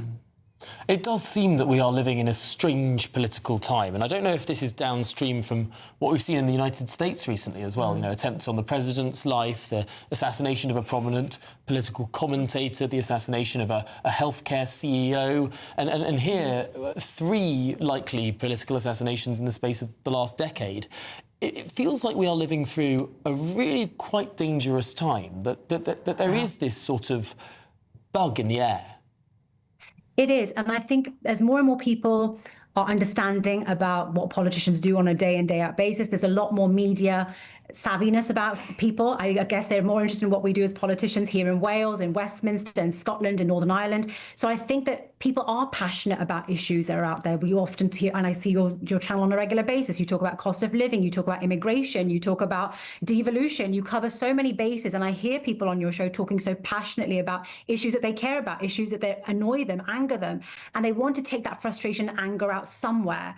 But honestly, please don't take it out on politicians. That's my humble request to anybody who's frustrated with a politician that may represent them, or they may be angry with about a certain policy that they're not in line with. Because believe you me, it's not just an impact that they're having on that politician, but their teams, their families. There are so many people who are linked to them, and sometimes that gets lost in translation. As a politician, I know what I've signed up for, and I often get told off by my family, my friends, and my colleagues, because things like this unfortunately have happened to me in the past, and I've let it roll off my shoulders, just ignoring it. And like I said in the video that you showed, that many people have seen across the world, I'm here to do a job. I love my job. There is nothing that's going to put me off my job. I want to see more people get into politics, but it's incidents like this, that what we've just seen in the video that I showed everyone yesterday as to what happened, that puts people off.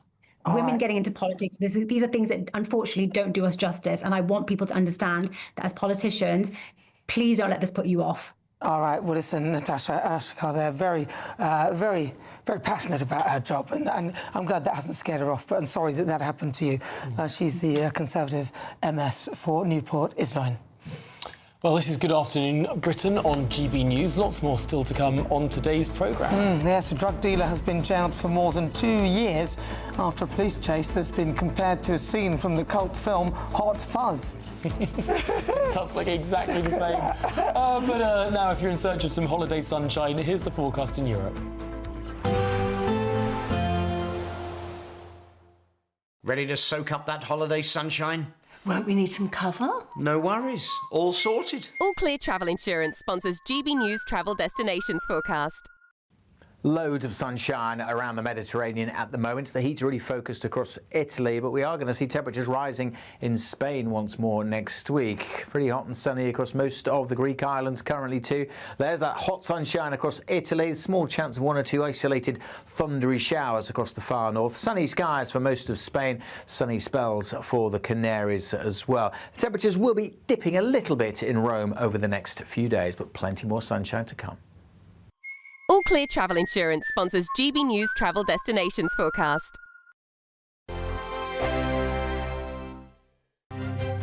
GB News Breakfast, every day from 6 a.m. What do you think about where we're going to get our future athletes and our Olympians from when we're telling our children, oh, you can't go out and partake in sports today because it's a bit hot? It's a bit hot. Yeah, I know, it's ridiculous, isn't it? I mean, you're absolutely right. And, you know, not only are we cancelling sports days in some schools, and you said, you know, have to. No, they don't have to. This is the choice that the schools are making, and the heads are making. So my granddaughter's school, I've just done the school run this morning. They're not cancelling their sports day. You know, they're just being sensible. Why not move it to the morning? You know, I've just dropped her off now. It's 17 degrees. So they're perfectly capable of running at 9 o'clock in the morning instead of 2 o'clock in the afternoon.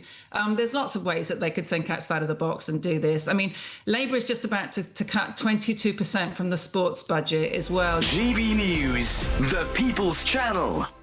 Tubes & Co. Weekdays from 6 p.m. Industrial action in the 70s, all of that is part of the culture of that great town, and it's something that reflects a lot about the rest of us. Right, but the word culture does not... It doesn't mean opera. That's history. Yeah. That's the history of the town. How is this money spent? Whose money is it, right? I presume it's taxpayers' money, i.e. my money anyway, and if you pay tax, Susie, that will I do pay a bit, Kelvin. Okay. Yeah. Not as much as you, I'm sure. No, but how much do we spend on the City of Culture for Hull? Do you know? Well, look, so these shortlisted towns, they will receive £60,000 each to develop their full bids. Apparently, it's about restoring pride in local areas. They want to deliver a decade of national renewal. They want to shine a light on local visions and voices, they say, from across the UK. GB News, the People's Channel. Britain's newsroom. Weekday mornings from 9:30. So you go along to the car showroom and only like 10%, at most maybe 15%, pay cash. The rest buy on some form of financing. And you often buy, it's a bit like a mortgage, and you buy, it's like buying a mortgage from the estate agent, which we all know is a terribly bad idea. But this is what people did. And the deal is, the scandal is, the guys in the showroom were acting as dealers and brokers, and they were in many cases inflating the interest rate that you paid so that they could get bigger commission. And they didn't declare that. So you basically ended up paying more for your car than you would otherwise have done if you'd gone into the open market and found yourself, you know, a better deal. How did that come to light? Well, over many years. I mean, this has been going on since 2007. GB News, the People's Channel.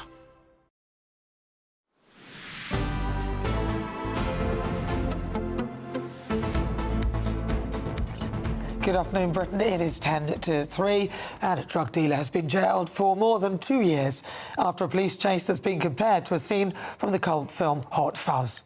Yes, Lewis Collier was eventually arrested by a police officer after a dramatic chase through at least 8 different gardens.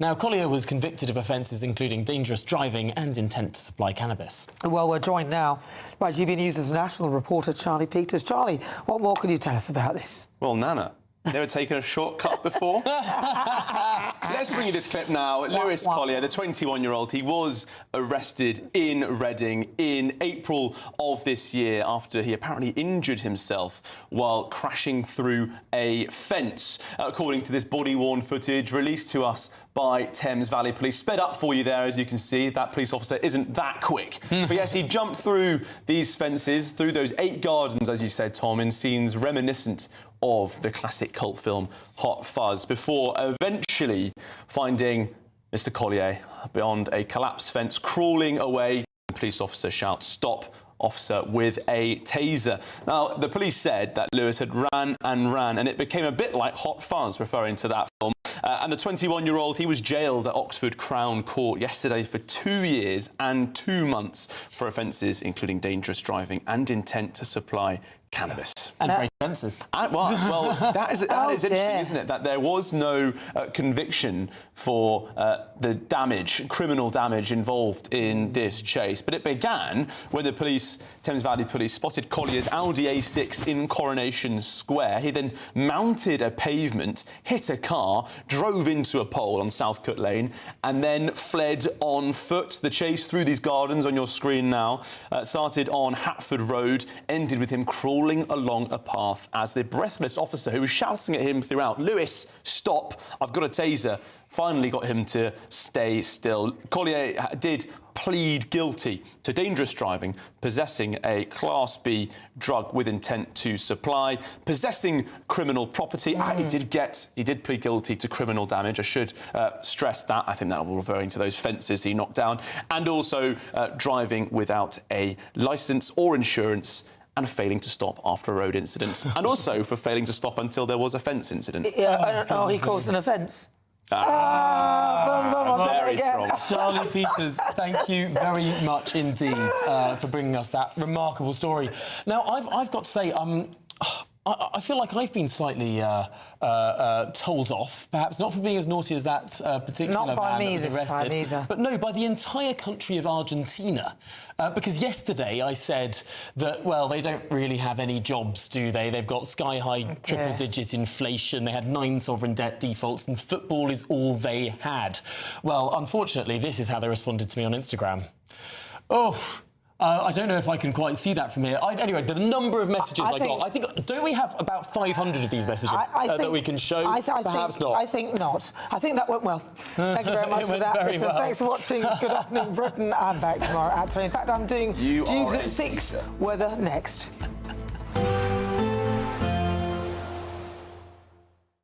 Expect warm spells with the odd rude interruption. Box Boilers sponsors the weather on GB News. Hello and welcome along to the latest update from the Met Office for GB News. Rest of today, very warm sunshine for most of us. Odd shower possible, but the vast majority will stay dry. And then we're going to see this cooling trend from the northeast. Rest of today, more especially into the weekend. High pressure slowly migrating to the northwest. And we've got this northeasterly airflow. That will result in a fresher feel, not only overnight, but also through Saturday and Sunday. Welcome news for some, I suspect. It is going to stay dry overnight, aside from the odd shower towards the south late on, and then a few light showers into northern Scotland, eastern England, as this north to northeasterly flow picks up. Also cloud in the north and east, clear spells to the southwest. Still a warm night, 18 Celsius in Cardiff, but much fresher to the north, where temperatures in some sheltered spots across Scotland will dip into the mid or even low single figures. So yeah, quite a cool start to the day for Scotland, and a contrast here with low cloud in the north and some light showers. Plenty of sunshine for the likes of the Highlands into the central belt, southern uplands. Northern Ireland, some cloud in the north, but bright skies for Belfast, for example. And we've got this patchy cloud coming into northern and eastern England, tending to lift and break rapidly through the morning, but some of it will make inroads into the Midlands, parts of Wales, even southern England, seeing a bit more cloud in the sky by the afternoon compared with recent days. So not wall-to-wall sunshine, and that cloud could once again give a few showers, especially over the Welsh mountains into central England. Temperatures, though, considerably down compared with recent weather. We're not going to see 30 Celsius for the first time for 2 weeks, more like mid to high 20s, and a much fresher feel on that north and east coast, with the breeze continuing. Always a chance of those showers popping up towards central and southern parts of the country. And then Sunday's another sunny but fresh day. A bit more cloud into next week, but staying dry. Expect warm spells with the odd rude interruption. Boxed Boilers sponsors the weather on GB News.